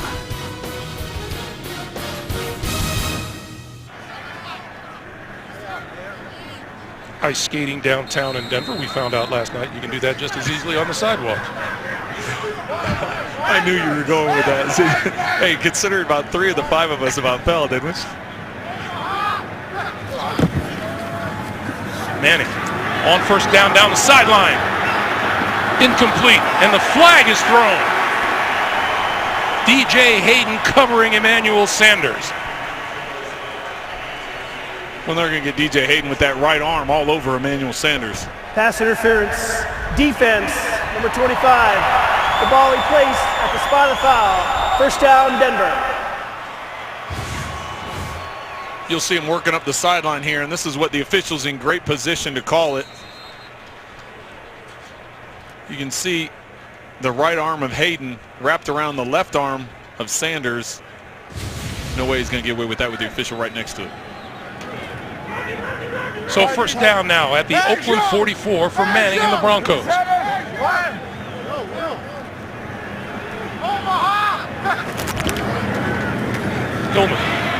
Hillman to the 31. Time to take you back to New York. NFL Today Studios, JB and Boomer. Detroit knows what's at stake. Well, their first series of the second half, they go right down the field. Calvin Johnson, his second touchdown reception of the day. Tie up the score 14-14. Aaron Rodgers did not start the second half for Green Bay, but he is in the game now as they get ready to start their second series of the second half. Back to Greg Gumbel. All right, guys, thank you. The winners, champions of the NFC North, get a first-round bye. The loser is the number 6 seed in the NFC playoff picture. That pass snapped off the top of the grass by Demaryius Thomas. Tonight, what is it about Pope Francis that has captured the world's attention? Some of his closest friends will tell you. Only on 60 Minutes presents tonight, only CBS.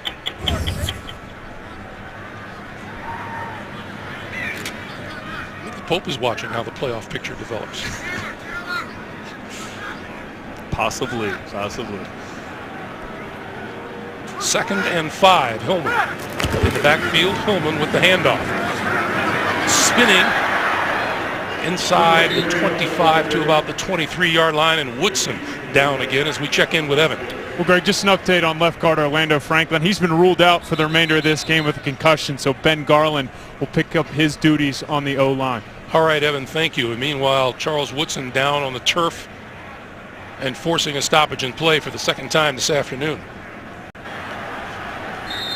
Charles Woodson recovering on the sideline. I wouldn't imagine he'll be out too much longer. Looks anxious to get back in already. 3rd and 2. And Manning sends Anderson into the slot.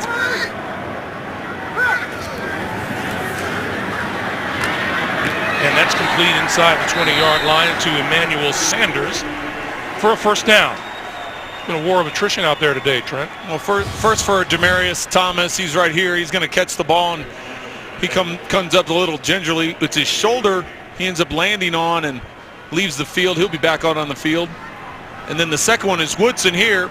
He's coming up to make the tackle, and it's the flow goes a little bit low on him, knocks him out. He's already back out on the field as well, but a couple of key players for both teams dealing with some minor dings. First down at the 18. Play fake to Hillman. Manning throwing, and that's complete. Incomplete. Dropped the foul, and yes, incomplete inside the 15-yard line.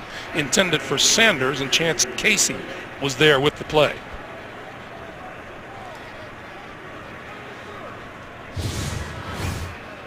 See Casey coming off right here. He's the one that's going to drive up, knock that ball loose.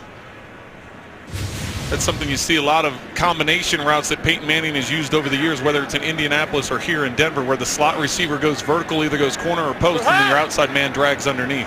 Demaryius Thomas is back onto the field, 2nd and 10. Hillman. To about the 16.5, maybe the 17-yard line. Clock continues to move as we come up on 6 minutes to play here in the 3rd. Broncos working hard for the day off next week. Well, you can see just the number of players we've had dinged up a little bit here. Adam Gase trying to figure out what to do here on 3rd and long inside the 20.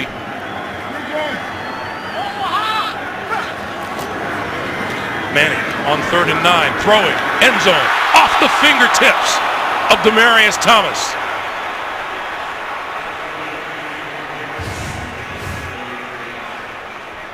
Trying to hit that back shoulder throw. Once again, going after McGill. That's something that Demaryius normally comes up with. That's pretty much how it's drawn up, isn't it? Yeah, a lot of these back shoulder throws, going back the last several years, that's become a big thing. And Demaryius and Peyton have been on the same page numerous times. That's, as I said, that's normally a play he comes up with. So Connor Barth from 35 yards out to put 3 more on the board for the Broncos. And he does. 5:38 to play in the 3rd. And Denver with 3 more on the board. The Broncos lead at 30-14. The NFL on CBS is sponsored by Game of War. Play free now. And by Straight Talk Wireless. The world needs more Straight Talk.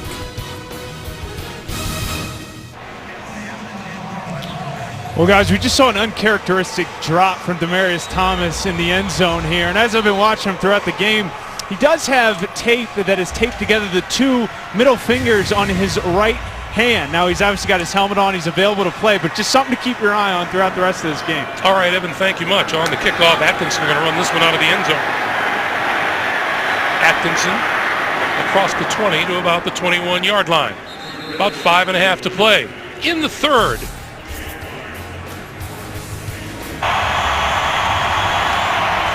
Officially, they say it's 33 degrees. I disagree. I disagree that it feels like 27. I think it feels a little less than that. 5.5 minutes to play. That's that South Florida blood you've got going in your veins. From the 21-yard line. Carr to throw. Going deep. Sideline. Incomplete.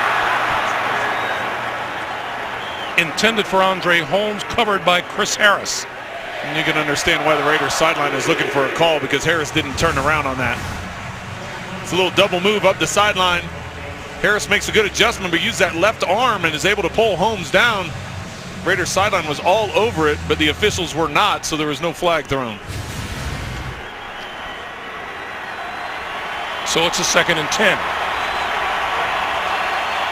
And here comes the Denver crowd.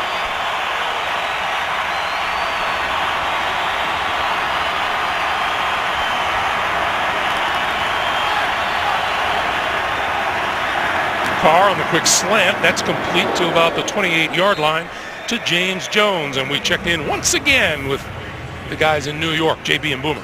Will it be shades of Willis Reed? Certainly could be, JB. Aaron Rodgers back on the field for the Green Bay Packers for their second drive of the second half. A touchdown pass to Randall Cobb. They take the lead 21-14. Now, Trent Green would appreciate this because Aaron Rodgers is dragging that left leg all over the place. Greg Gumbel, not so much. Why? Because he gets all nervous with a head cold. Greg, I think Boomer knows I'm allergic to pain. That's right. That's right. 3rd and 2. Carr throwing. That's complete. And that is a first down.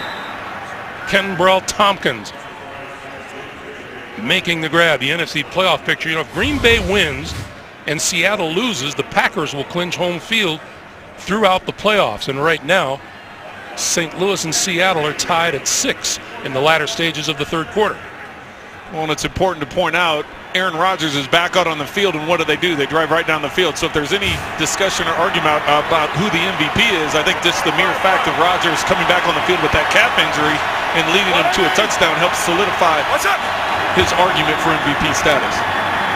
Murray across the 35, and you know, the way we saw him limping earlier in that game, I wouldn't have thought he'd be back out there. I didn't either. It was that touchdown pass in the first half that he came up limping on, or actually he went down. He was throwing it as he was going down, left the field, and has now came back in the second half. So toughness by Aaron Rodgers, and he shows it by leading him to a score. But Derek Carr, we have to get back to the point that the Raiders, the last series they had, they were continuing to try and run the football. And Tony Sperano mentioned they want to try and continue to run the football.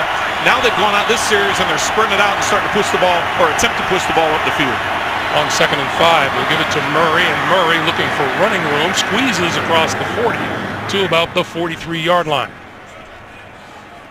Let's go back to that last drive by the Raiders, Trent. Well, the big play in the last drive was the crossing route to Latavius Murray. Just does a crossing route with the tight end and is able to get open, and then the completion down inside the 1 before Alawale catches the ball on the bootleg out to Derek Carr's left, and that's kind of what got this offense going a little bit. There's Olsen, the offensive coordinator for the Raiders. Started out very slow. 5 of the first 6 possessions were 3 and outs, and now they've begun to get some stuff going here in the second half. McFadden in the backfield. Play fake to him. Pass out into the flat to Marcel Reese, and Reese out of bounds at the 45 of the Denver Broncos and a first down. Well, and Reese is such a versatile back. I know he made the Pro Bowl as a fullback, and generally you traditionally think your fullback is your guy lead blocking and opening things up, and he does do a lot of that, but he is such an effective receiver coming out of the backfield. And then they've also like to spread him out. They'll put him in the slot. They'll isolate him one-on-one on the outside because he has that capability. Talking about how they've opened it up here in the second half, Oakland managed just 1 first down in the first half. They've had 7 here in the third quarter. 2:20 to play in the third. What's up? Flea flicker. Carr going deep. Has a man open. And overthrew him. Andre Holmes was wide open.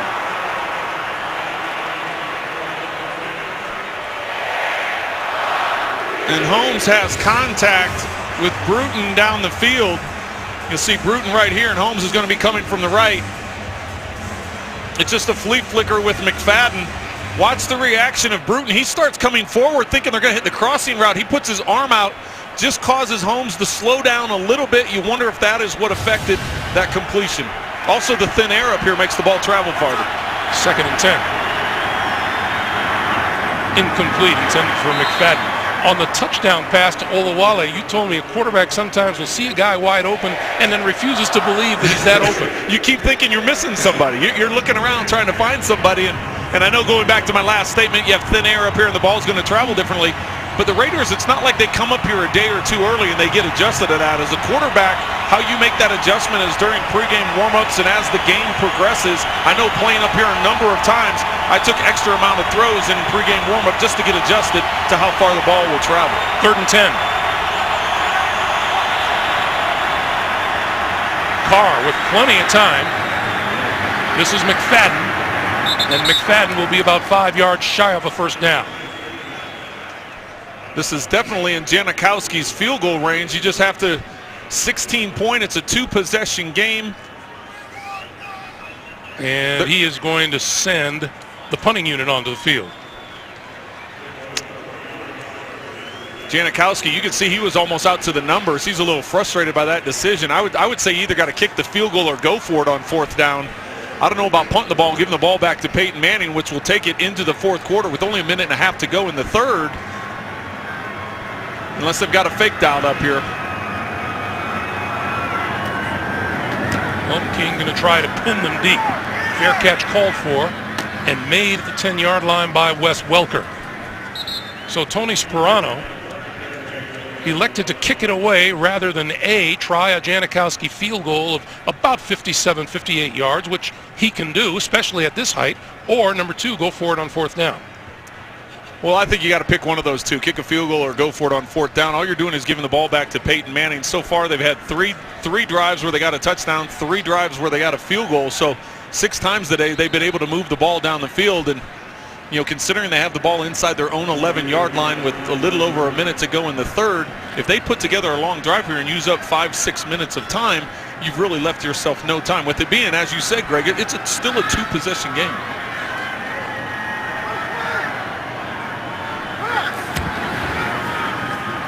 Ronnie Hillman. And Hillman breaks it outside and is out of bounds at about the 15-yard line. Let's check back in with the guys in New York. James Brown, Boomer Esiason, take it away. Carolina capitalizing. Guys, things not going so well for Matt Ryan. It's going to be another interception. This one is Trey Boston. He's going to take it back 84 yards. An interception return for a touchdown.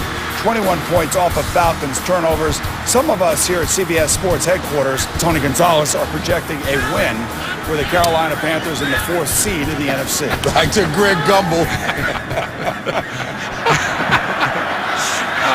Tony, how much does he weigh? Because that limb that he's out on is going to break pretty soon. Well, that's a big commitment by Tony, being a former Falcon, right?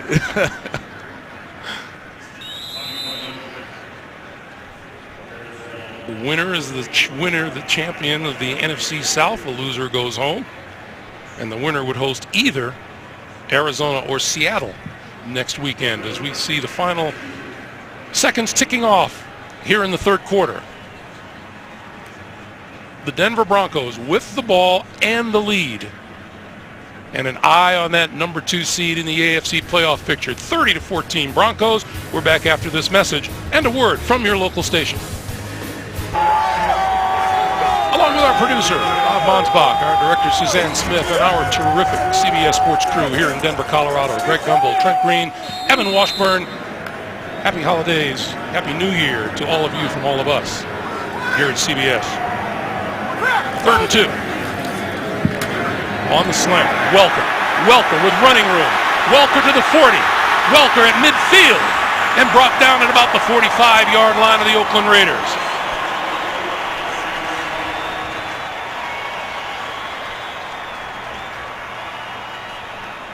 Welker just one-on-one. You can see man-to-man. You have everybody stack in here. Here's Welker in the slot. He's just going to come across and beat his man. This is recognizing, doing a double move. You know, everybody thinks about the rubs and the crosses that the offensive teams like to do, and that's what Denver does. Both receivers go towards each other, but then Welker does that escape route, goes to the inside with that double move, gets separation, gets an opening. Manning throwing, and this side it's Sanders, and Sanders inside the 40 to the 38. This is becoming a real adventure because you throw back to New York and you never know what you're going to get. JB and Boomer. 49ers, Boomer. Colin Kaepernick, his second touchdown pass of the day. This one is to Bruce Miller, 3 yards. They take the lead 20-17 over the Cardinals. Seattle could win the West with the win, but right now St. Louis got them all knotted at 6-all. Back to Greg Gumbel. All right, guys, thank you. See, Cardinals can.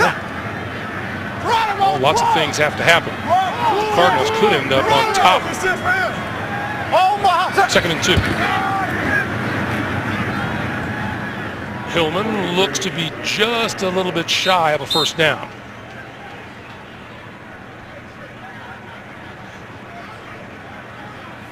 Let me reiterate for you, the Cardinals would clinch home field throughout the playoffs if they win and both Seattle and Green Bay lose.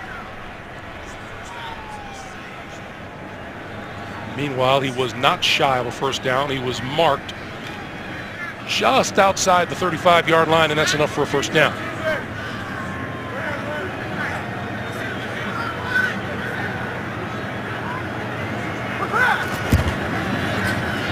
Manning throwing, it is incomplete. Number 88, Demaryius Thomas, double covered downfield.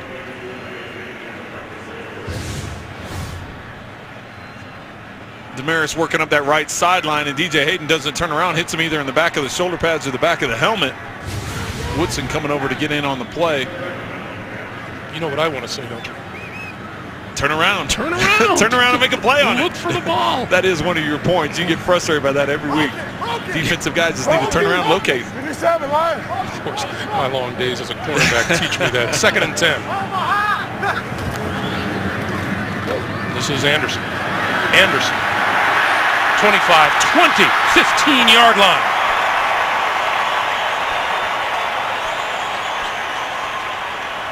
First down, Broncos. The right side of the offensive line, you have to give him credit. Once again, getting body on body, getting C.J. Anderson to that second level where he's able to make guys miss, get in the open field. Burris makes the tackle, but it's a good 20 yards, 15, 20 yards up the field. C.J. has made himself a factor in this Denver offense. Peyton Manning looking for his first touchdown pass of this game. He's only had one game as a Bronco where he failed to throw a touchdown pass, and that was 3 weeks ago against Buffalo. Not much for Anderson, going straight ahead. Well, and getting back to C.J. Anderson, it was pretty impressive him coming into our production meeting. I didn't know much about him. Obviously, we've watched him a couple times. We've broadcast a couple of their games, but having him come in the meeting room brought a lot of energy into it and just really enthusiastic about his opportunities that he's getting this season, about being in the backfield with Peyton Manning. He said, listen, Peyton doesn't scream and yell at me because I make sure I know what I'm doing. He's like, he's not going to yell at you if you're doing what you're supposed to do. So he had a lot of compliments for Peyton Manning and just how much it's meant to him to have this opportunity here in Denver. 2nd and 8. Manning pulls it down, goes for the end zone, incomplete. Intended for Thomas, broken up by Brandon Ross.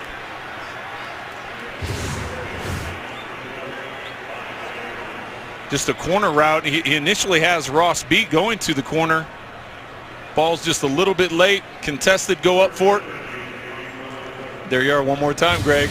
Defensive back. You know, Trent, back to the ball. It made me remember C.J. Anderson when he was talking to us. He made his mark in the first game against the Oakland Raiders, and he was really proud of himself. And DeMarcus Ware said, "Good, now go do it again." That's right. It's always the vets keep you in your place, right? That was a good game, or not rookie, but second-year guy. That was a good game, young guy. Now go out and do it again, and he certainly has this last half of the season. Play clock was winding down on Peyton. He takes a timeout with 11:19 to play in the fourth. New Denver franchise record for Demaryius Thomas, 1,619 receiving yards. Today, 8 catches for 115. 3rd and 8.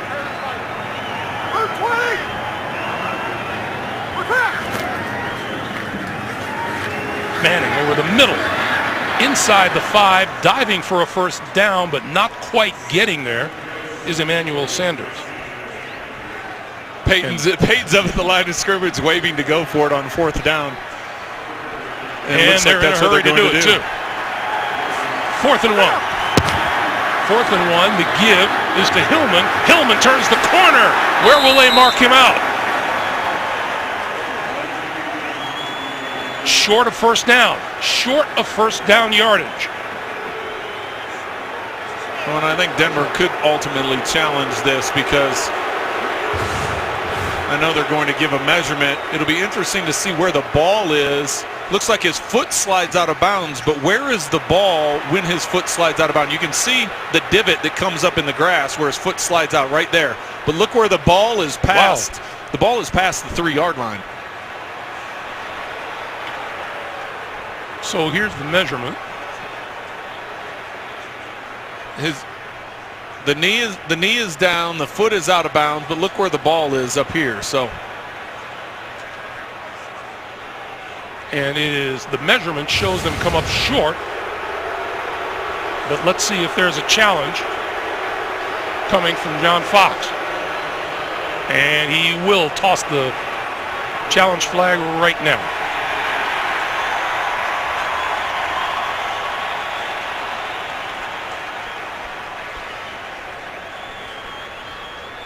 And we're in one of those situations, Trent, where you say, why not?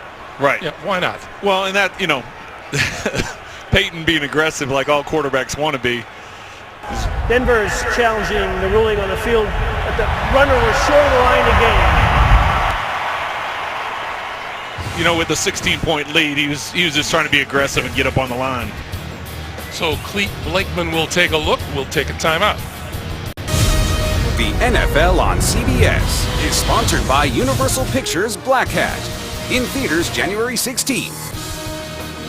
Bose, official sound of the NFL. And by Intuit QuickBooks, supporters of small businesses and all the ways they own it.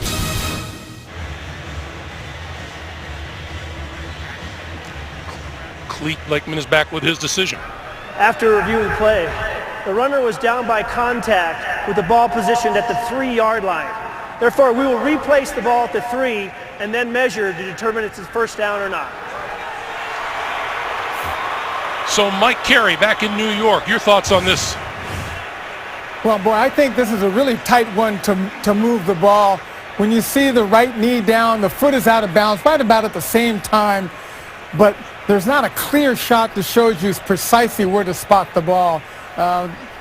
But where they're going to put it is where they're going to put it, and we'll see what the measurement gives us. Yeah, Mike, I didn't think that there was anything definitive for them to change their decision. I agree, but we'll see what comes of this. So, Mike, what you're saying is had this been your call, it wouldn't have been enough to actually move the placement of the ball. That's correct. If I was in the booth, I would have not moved the ball. Okay. It is a first down. And that changes the ruling on the field. It absolutely does, because where they spotted it before did not give them a first down. Thanks, Mike. Thank you, Mike. You're welcome. Tony Sperano less than pleased, as you would expect.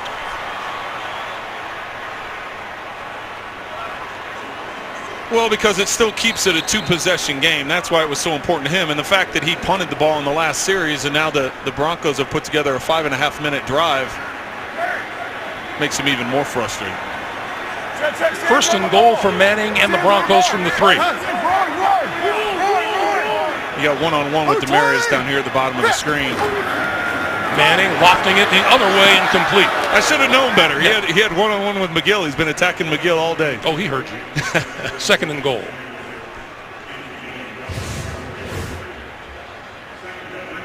Manuel gives him a quick stick to the inside, and even if he catches up to that ball, he's not going to get his feet in there. McGill playing today because T.J. Carey is inactive, and he's a fourth-round draft pick out of Utah. He's a good size at 6'3", 211. And they've gone after him all day. He's made some plays. Of course, they've gotten a few on him as well, but stepped up to the challenge today. Manning looking for his first touchdown pass of the day. Quick pass. Incomplete. Tried the slant, and D.J. Hayden was there to break it up, intended for Demarius Thomas. Watch Woodson coming off the edge there. You see 24 coming in, and Hayden jumping all over it. Knowing that is their adjustment to pressure. A lot of times down the goal line, Denver's known to go to those quick slants. Hayden taking that chance that it's not going to be the fade, and had a chance at interception there. So what's your gut feeling? Does Peyton run it here, or does he throw it? I think he's going to throw it. I think he continues to try and push the ball into the end zone through the air. Ronnie Hillman in the backfield with Manning. Third and goal. Manning looks left, throwing for the corner of the end zone, incomplete. Demarius Thomas, intended receiver, and now the field goal unit will come on for the Broncos. Well, and this is the right decision. You kick the field goal, you make it a 3-possession game as opposed to just 2 8-point scores that Oakland potentially could put together. So go ahead and get the points on the board and separate yourself even more. Connor Barth has been perfect on field goals, 3 out of 3. This one from 21 yards. His shortest attempt of the afternoon. And it is good. 10:18 to play, fourth quarter. Denver's lead is now 33-14. Right in the middle of that picture with the hood over his head is Aqib Talib. Oh, excuse me, right there in front is Aqib Talib, sitting next to T.J. Ward. Talib does not appear to be going back into the game anytime soon. It's not injury related, but this game looking pretty good on Denver's side of the ball right now at 33-14. Atkinson inside the 5. And across the 20 and stood up at about the 24-yard line. What's been happening around the National Football League today, you ask? How about the Dallas Cowboys, who just continue to impress week after week? Seattle and Arizona lose. The Dallas Cowboys are right up there at the top of the NFC. San Diego Chiefs, minus their quarterback Alex Smith, knocked off an injury-riddled San Diego Chargers team, and the Baltimore Ravens had to rally late to beat the Cleveland Browns, and the Ravens secure that last wild card in the AFC. Bradley Roby on the field.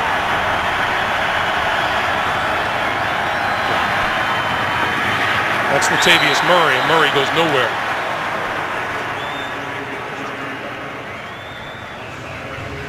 That's Bradley Roby, who is now playing in place of Aqib Talib. Well, you go back to the last series, and the Raiders decided to punt as opposed to trying a long field goal or going for it on fourth down. Now with 3 possessions, you have to start pushing the ball up the field. You have to start taking some chances. Derek Carr's done a nice job of managing, not getting turnovers or interceptions the last few weeks, but now you have to start taking those chances. Murray. And Murray out to about the 35-yard line, and we have a marker down in the backfield.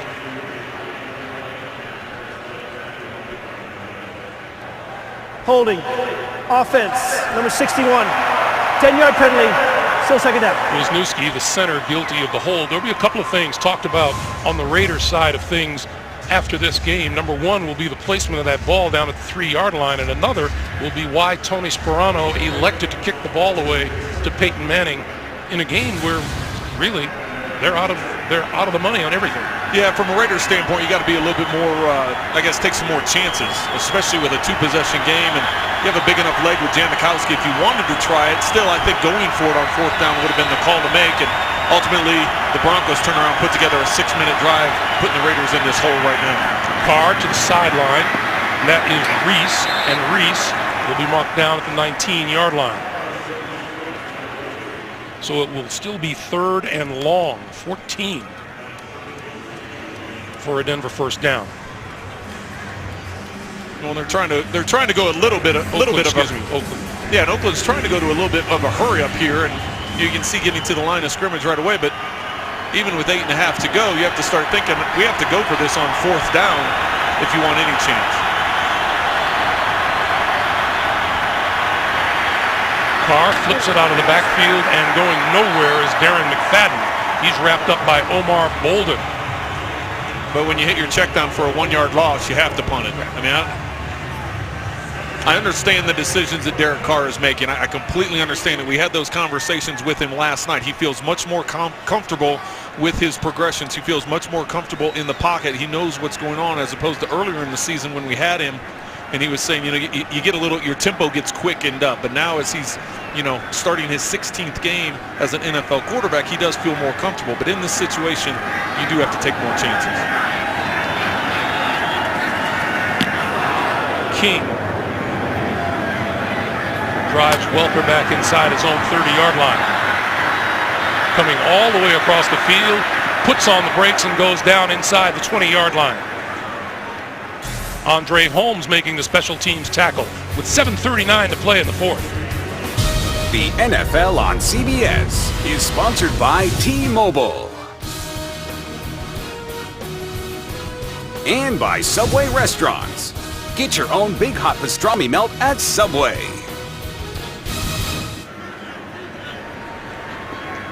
Denver, Colorado at nightfall. Good thing there aren't any speed traps.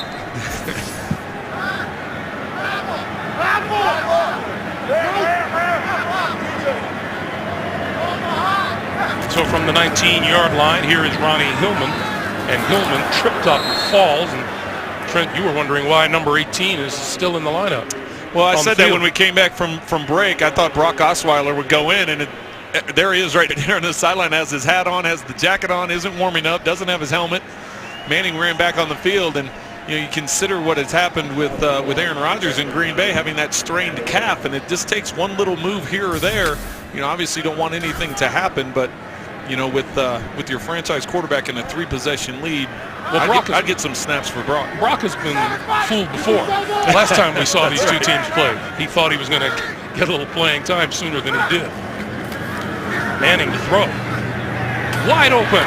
30-yard line and across the 30 is Cody Latimer. And that'll be a first down. When we saw these two teams play out in Oakland, there's Brock. He thought he was headed in. Oh, look at the smile. He had his smile on his face. Oh, dude.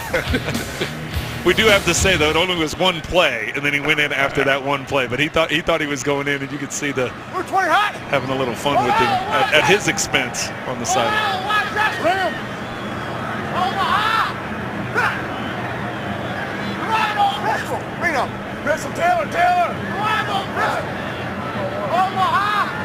Manning letting the play clock wind down and then gives it to Anderson.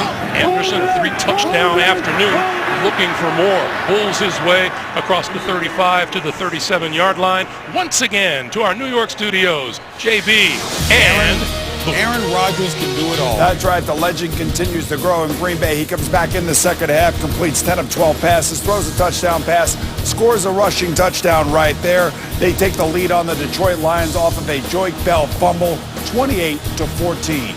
Just like Greg Gumbel, who can do it all. Back to Greg. Including Ake with the best of them.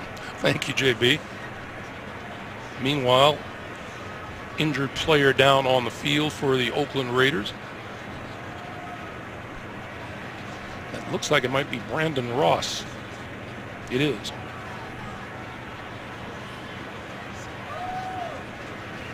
It's tough to get hurt in a football game any time, Trent, but on the last game of the season when you're really going nowhere.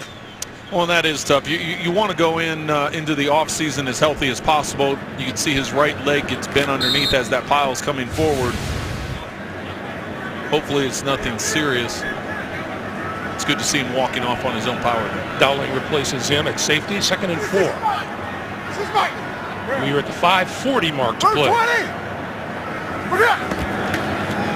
Short drop on the slant, incomplete. 5:34 to play. And did anybody really doubt that Peyton would come bouncing back after that game at Cincinnati? This is what happens with him after a loss since 2012. Yeah, since he joined the Broncos, 8-1 after a loss, nearly 360 yards. You see that 3-to-1 touchdown to interception ratio. He was very focused and determined this week. We talked to C.J. Anderson, and he said that all week long it was that way, and even more so than he normally is, just because following up a game like he had last week on Monday night, he wanted to come out and play well today. On 3rd and 4, he's going to go deep down the sideline, and is caught by Demaryius Thomas. He is ruled out of bounds. I don't think he got that second foot down. He gets the first one. He isn't able to drag the second one. Let's see here. He gets the one. Tough from that angle, but the officials were both on top of it. Here's a better look. Yep, left one was out. Of course, you know what I noticed on that play is Keith McGill turned and looked for the football. Charles Woodson is deep. 17 seasons in the NFL, says he'd be open to coming back to these Raiders next year. Woodson from the 6. Splits 2 defenders. Right up the middle of the field. And just short of the 30-yard line. And we have a couple of late flags thrown at the end of the play.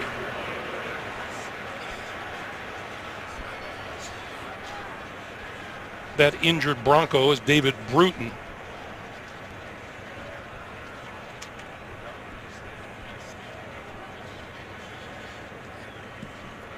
During the return, illegal block in the back. Return team number 96. It's a 10-yard penalty from the end of the run.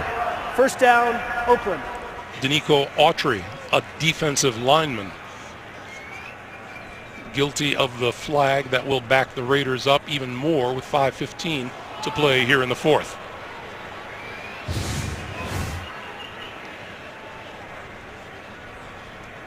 Wow, there's the block right there in the middle of your screen. And when you see players taking a knee, it feels a little more serious than we might first have thought. Well, and anytime you see the doctors or trainers stabilize the helmet like that, there has to be some concern. The good thing is we're seeing him move his arms and legs.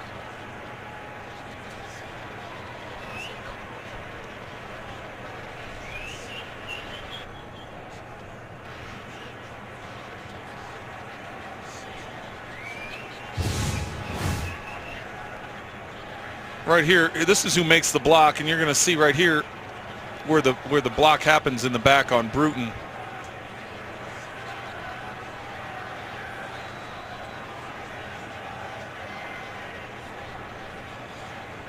I was looking for a head snap there, but I didn't see it. That doesn't mean it didn't happen. Right.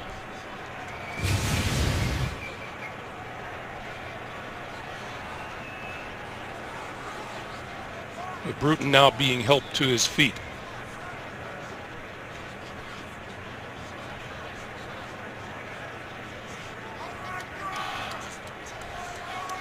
That's always a good sign when you see him sit up. It looks like they laid him back down, however, but the fact that they were willing to sit him up and move him. The injury to T.J. Ward moved David Bruton into the starting lineup this afternoon. Now it appears they may call a card out. Yeah, John Fox is out there.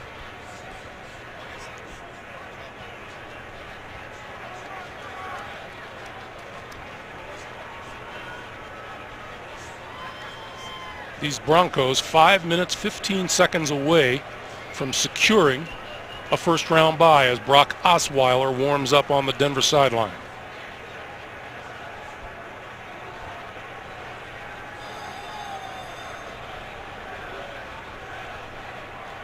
And David Bruton Jr. is going to get carried off the field. 6th season out of Notre Dame.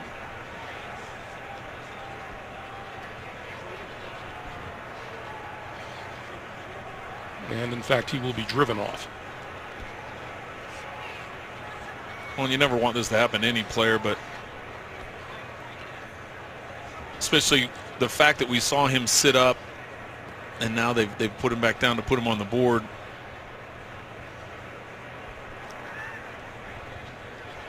the Broncos continue on to get this win and have the bye week, from a big picture standpoint, that gives him an opportunity to be evaluated and Rested. ultimately get back on the field if that's the condition he can be in.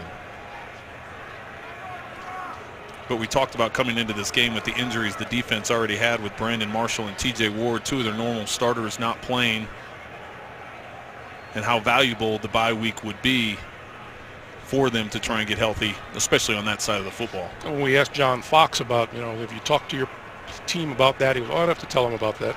They know. When you got a lot of veterans blended on your roster, that tends to take care of themselves. And John Fox is the type of coach where he likes his veterans to be the leaders of the team. He doesn't want to have to go in there and tell them everything to do and list out a laundry list of fines and schedules and everything else. You know what? You guys police yourselves. You guys take care of each other. You teach each other how you want to prepare and how you want to play. And that's what the Broncos have been so good with these last couple of seasons. The veteran Charles Woodson. I can't say enough good things about Charles Woods. I played against him for years and years, and the fact that he just continues to play at such a high level, long time as a corner, and now many years as a safety. The fact it's his 17th season, he's returning punts because of the number of injuries that the Raiders have had. Here he is back there fielding punts and put together a heck of a return on this last return, and the effort that he's shown all over the field. They blitz him off the edges when they want to put extra pressure on the quarterback. Coverage down the field.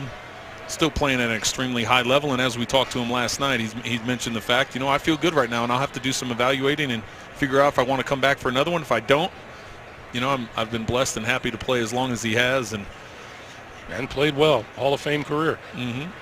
Meanwhile, the medical staff taking every precaution with David Bruton Jr. before they lift him and load him onto the truck to drive him off for further medical evaluation. Well, it's important to remind people, Greg, if they're just joining us, he was moving his arms and legs. He did actually sit up for a while before going back down. So those are some positive signs, even though that, that he's going to have to leave the field in this manner. Getting some applause from some of the Oakland Raiders as well.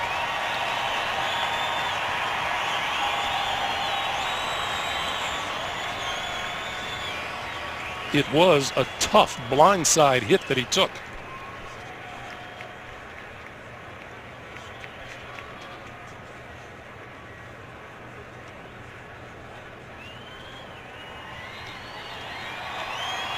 And David Bruton gets a hand from the crowd.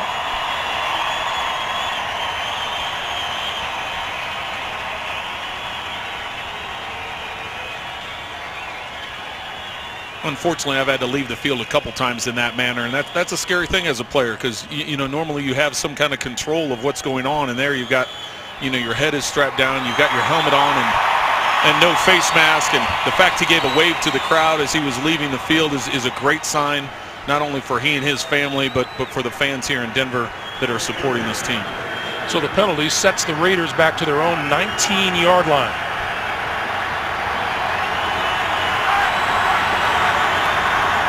And Carr over the middle, tipped, and it falls incomplete.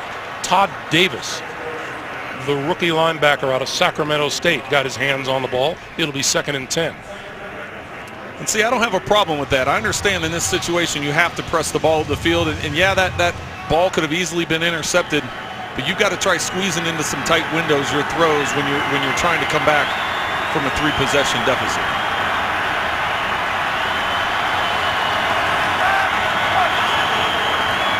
On 2nd and 10, Carr throwing, and it is incomplete. And James Jones hit hard by Kayvon Webster.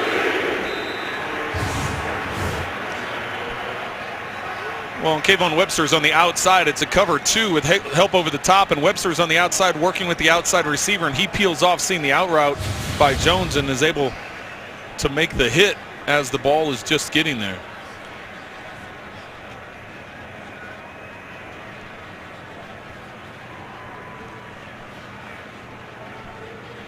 James Jones, the veteran wide receiver on this roster in his 8th year.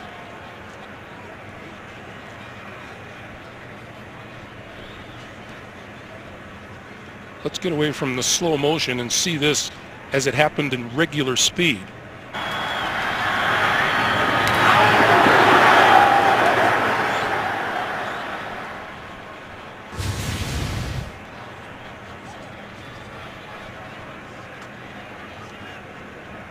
So Jones going to get to his feet and walk off the field.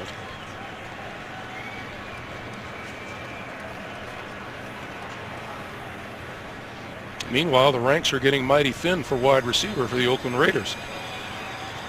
Yeah, and they were thin coming into this game, so that even thins it out a little bit more. But it's important to remember, you know, with all the technology and TV and the sound effects and slow motion and everything else, this game is played at a high level of speed by strong, fast athletes, and there's collisions like that are going to take place. The Carolina Panthers have claimed the NFC South and its playoff slot. Congratulations to Coach Ron Rivera and the Panthers. The word from the Broncos is that David Bruton suffered a concussion, and he will not be returning here today. 3rd and 10.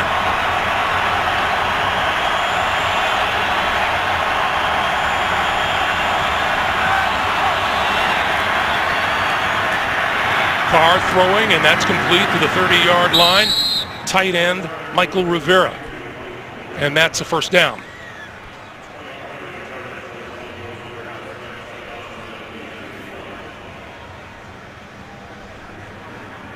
Let's go down to Evan. Greg, just to add with the Bruton concussion, I walked with him as he was being carted off the field. They put him immediately in an ambulance for an off-site further evaluation. All right, Evan, thank you. Carr running out of time. Loose football picked up by the Broncos to the end zone for the touchdown is Tony Carter.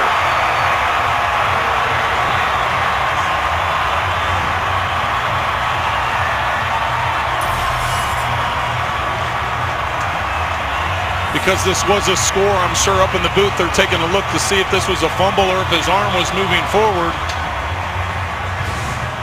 Derek Carr sliding up in the pocket and stepping forward. McCray is the one that hits him. From the angles we've been able to see, it appears that his arm is coming backward. Keep an eye on that right arm. He's going backward. Definitely not forward. You know that clock we always hear about in a quarterback's head? It wasn't working in Derek's head. That mental clock has to go off at some point in time, especially when you know a defense has got their pinned back, knowing you're going to be in a throwing situation and trying to get after the quarterback. You need to get it out of your hands. I understand why he's trying to push it up the field, but there also has to be a clock in there. It's been confirmed as a fumble and a touchdown, and the extra point is good. And with 4:48 to play in the fourth, the Broncos lead it by 40-14. Mike Carey in New York. Not much doubt about that. When was there? Greg, yeah, that's an obvious one. I saw Lindsey Vaughn standing on the sideline. I think even she could have gotten that skier. Glad to know you're focused on the game, Mike. Appreciate that. Mike's all over what's going on here in Denver. That's good. You got to see everything, right? Thank you, Mike. Derek Carr didn't really even get a chance to fully cock his arm before he was hit and lost the ball. And right before we went to Mike Carey, you could see him talking on the sideline with Greg Olsen, the offensive coordinator for the Raiders, and just explaining why it was he was holding on to the ball as long as he was. And Olsen wanted to know the explanation as far as his progression and what the thought was going into that play. It's been a long rookie year for that young man, but by and large, he's performed well. He has, and you have to think of the number of injuries that have happened around him, the things that have taken place, changing head coaches. They didn't change offensive coordinators. That was one of the things we talked to him about earlier in the season when we had the Raiders, and you know, just the progress that he's made, how the game has started to slow down a little bit for him, which as a quarterback, that's an important thing. When you can get things to slow down, you see coverages better, you see blitzes and schemes better, and he feels moving forward, he's in a better place having played the 16 games this year. Atkinson will bring it out. And Atkinson just across the 10 to about the 11-yard line. Loose ball. The Broncos say they have recovered, but the officials say the ball is down. And so the Raiders will start from their own 11-yard line. Here's Atkinson.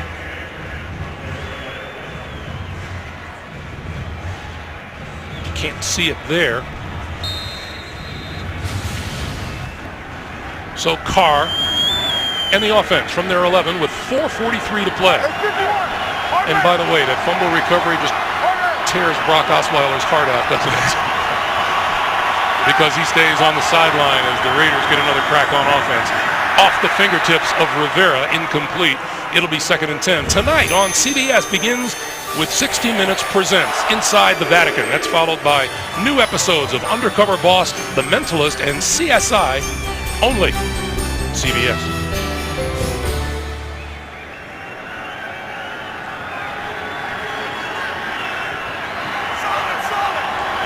The Broncos have both of their starting corners out. Both are going to the Pro Bowl as well. Harrison to lead.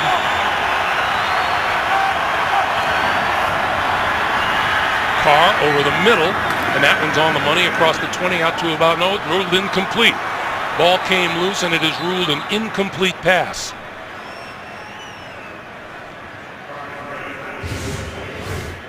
Tompkins coming from the right side of your screen on a dig route. Ball coming loose before he hits the ground. He's slow to get up as well. That's not a position they can afford to lose anybody else. Butler left the game earlier. Denarius Moore did not dress with a knee and ankle injury. Vincent Brown did not dress with a groin injury. 3rd and 10. And Carr running out of time. Needs the snap in a hurry. Got it. Stepping up, throwing. It is incomplete. Batted down on the far side by Webster.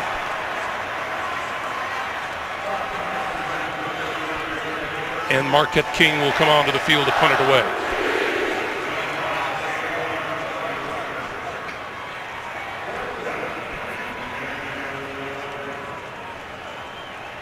Wes Welker back inside his own 45-yard line. Made mention of this to you yesterday, Trent. Marquette King came into this game having punted the ball 100 times this season. That's an unbelievable stat when you told me that. Fair catch called for and made by Welker on the Oakland side of the field.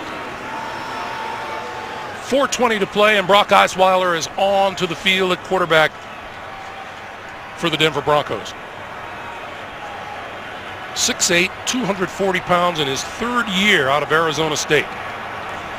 Well, and he has a strong arm, Greg. I'm just not so sure we're going to see it here tonight. Come on, Coach, let me air one out. Let me air one out. Believe me, as a young guy, you want some reps, you want some snaps, you do.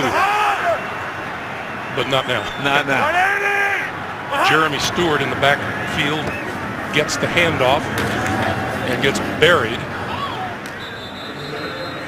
at about the 48-yard line. So the AFC playoff picture with Denver getting the win, that means New England and Denver get home field advantage in the first round bye. Cincinnati and Pittsburgh will fight it out tonight for the championship in the AFC North, and Baltimore has moved into that final wild card spot with a win. Timeout on the field with 4:11 to play, and gives us an opportunity to remind you, those of you expecting to see 60 minutes, you're watching the NFL on CBS in our game between the Raiders and the Denver Broncos, along with Trent Green and Evan Washburn. I'm Greg Gumbel. Denver 40-14 over the Oakland Raiders. 60 Minutes will be seen in its entirety immediately following this game, except on the West Coast, where it'll be seen at its regularly scheduled time. Stewart lost 4 on that first carry. He'll try it this way. And will be pushed out of bounds, and we'll get another update from the guys in New York, JB and Boomer. All right, Boomer, the significance here. Well, how about this, guys? Look at this, a Gatorade bath for Jim Harbaugh. Is this his last game as the head coach of the San Francisco 49ers? Looks like his players actually like and respect him. They go on to win and beat the Arizona Cardinals 20-17. The question is, where will we see Jim Harbaugh next year? Will he be in the maize and blue of the University of Michigan? All right, Greg Gumbel. If it isn't Jim Harbaugh's last game in San Francisco, there sure has been a heck of a lot of talk about it. Well, and the fact that Michigan hasn't named a head coach, and that change was made weeks ago, and all the speculation swirling around it, this started way back before the season even started, when they started talking about contract extensions for Jim Harbaugh and what was going to happen in San Francisco, and the fact that nothing was going on, it just made you a little concerned as to what direction they were going to go and what direction Jim Harbaugh was going to go. See if Osweiler throws one here on 3rd and 10. Throwing down the middle of the field and wide open, inside the 20, inside the 10 to about the 6 is Virgil Green, the tight end.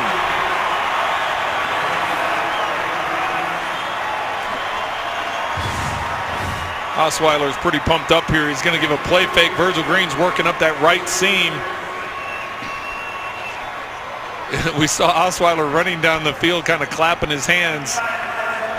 Glad that Virgil Green was able to pull that in, but probably a little mad at himself for not making that a little more accurate, so that Green could run right into the end zone. Dive for that goal line. That's right.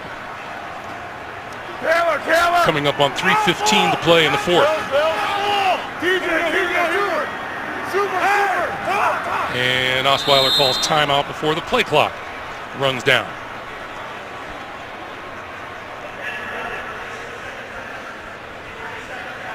So how interesting a day has it been for Peyton Manning? Everybody looking for him to rebound from that Monday night debacle at the hands of the Cincinnati Bengals. No touchdowns, no interceptions, 21 of 37 for 273. Not his best day, but definitely a very productive day. And getting ready to head into the postseason, you can see his numbers over his career.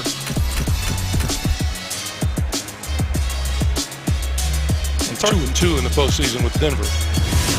You know, it's hard to argue with the numbers that he's put up in his career. What a tremendous career he's had, and he indicated to us in meetings he's not looking to stop. So he's anticipating everything coming back next year.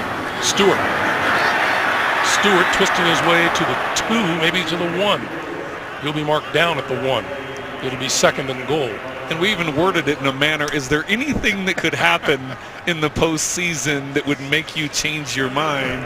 And he's like, well, I'm not speculating on anything that may, quote unquote, happen. But yeah, we were doing all the speculating. We were doing all the speculating. He wasn't biting. He said, my thought process and the way I'm thinking right now is to finish this season as strong as possible, play as well as I can, getting ready for the Raiders. But everything about going into next year is he plans on playing. That's his thought process. Talking to his offensive coordinator, Adam Gase, there. Stewart in the backfield. Stewart gets the handoff and comes down short of the goal line. And it looks like this will take us to the 2-minute warning. The Denver Broncos 2 minutes away from sewing up the weekend off.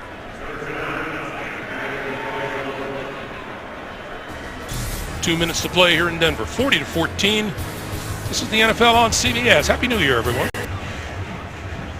2 minutes to play here in Denver. We remind you, 60 Minutes coming up next, except for those of you on the West Coast who will be seeing it at its regularly scheduled time.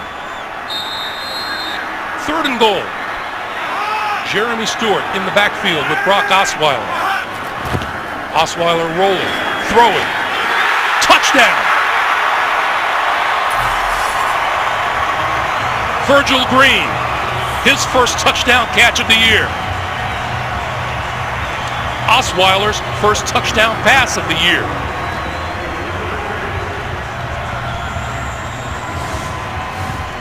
Osweiler with the rollout to the right. Virgil Green just on the inside working the flat route. Brock is happy. You can see the excitement he has, and watch Peyton Manning's reaction. Peyton's happy. Osweiler's first career touchdown pass. Had a big hug there for Adam Gase on the sideline. Thanks, OC, for calling my number. And the extra point is good. So a minute 56 to play, and Denver just piling it on now at 47-14. A reminder, tonight on CBS begins with 60 Minutes Presents Inside the Vatican. And that's followed by new episodes of Undercover Boss, The Mentalist, and CSI Only CBS. So let's take a look at a playoff picture now in the NFC, Trent. The Green Bay Packers are leading by 10 with under a minute and a half to play. So we're going to presume they're going to win that game.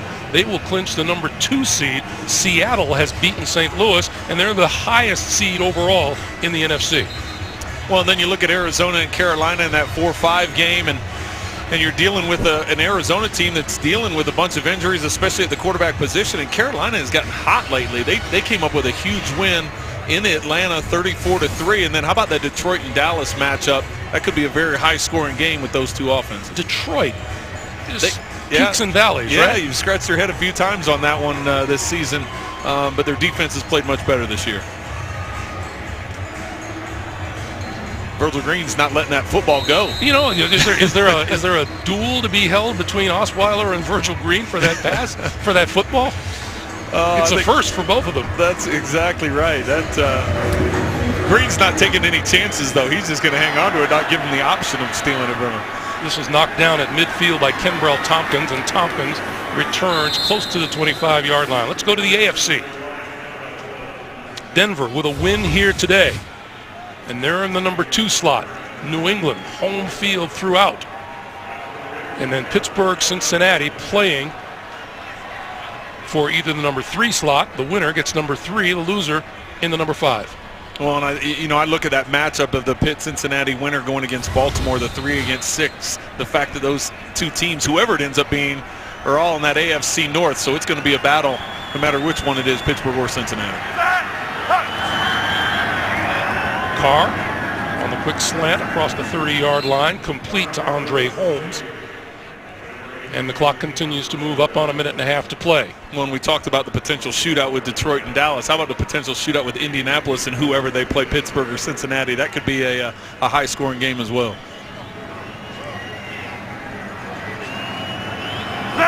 As you see there, the Broncos about to put the wraps on a perfect season, perfect 8-0 season here at home. And a much-needed bye for them as they're dealing with some injuries, especially on the defensive side of the ball. Offensively, they've stayed pretty healthy for most of the season, but defensively, they could use to get a few fresh bodies back.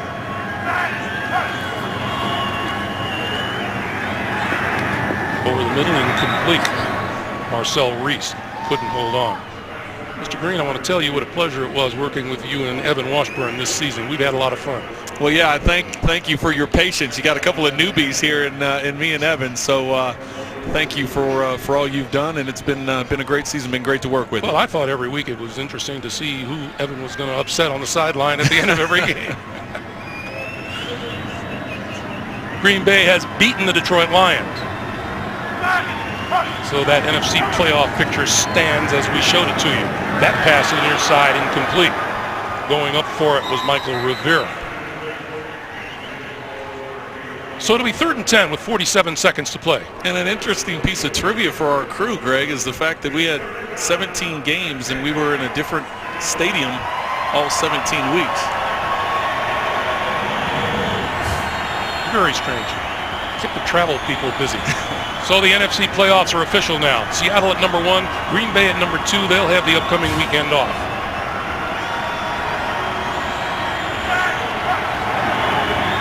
Derek Carr with time, but nobody to throw it to. And he's going to just scoot out of bounds just across the 45-yard line.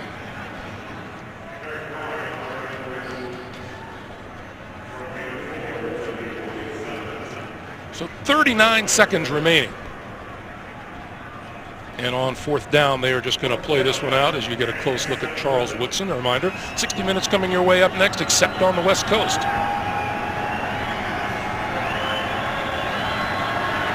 4th and 5.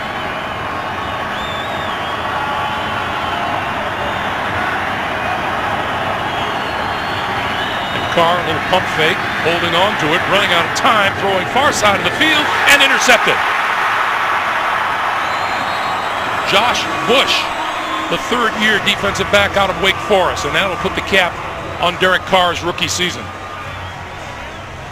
Well, we've talked here a little bit recently about what's in place for the Broncos. Moving forward, they have a bye week. They're going to get some guys back healthy, but the Raiders, what's going to happen this offseason, whether it be a coaching change, player changes, there definitely will be some things going on in the Bay Area for potentially both San Francisco and Oakland. How do you see this Oakland franchise if you're a coach considering moving in? You see a lot of promise, a lot of young talent. There is a lot of young talent. You look at the success they've had with the draft they had this year, the 2014 draft, and moving forward, you have some good pieces in place, especially at quarterback with Derek Carr. Final seconds will tick away on the regular season for both the Broncos and the Oakland Raiders. The Broncos move on, and the Raiders will go home. John Fox and Tony Sperano exchange a handshake at midfield, and Peyton Manning saying his goodbyes as he gets set for the postseason. Once again, our final score, the Denver Broncos 47, the Oakland Raiders 14. Tonight on CBS, 60 Minutes presents Inside the Vatican, followed by Undercover Boss, The Mentalist, and CSI. So, for Trent Green and Evan Washburn and our superb crew here in Denver, Greg Gumbel saying so long from Sports Authority Field at Mile High. You've been watching the NFL on CBS.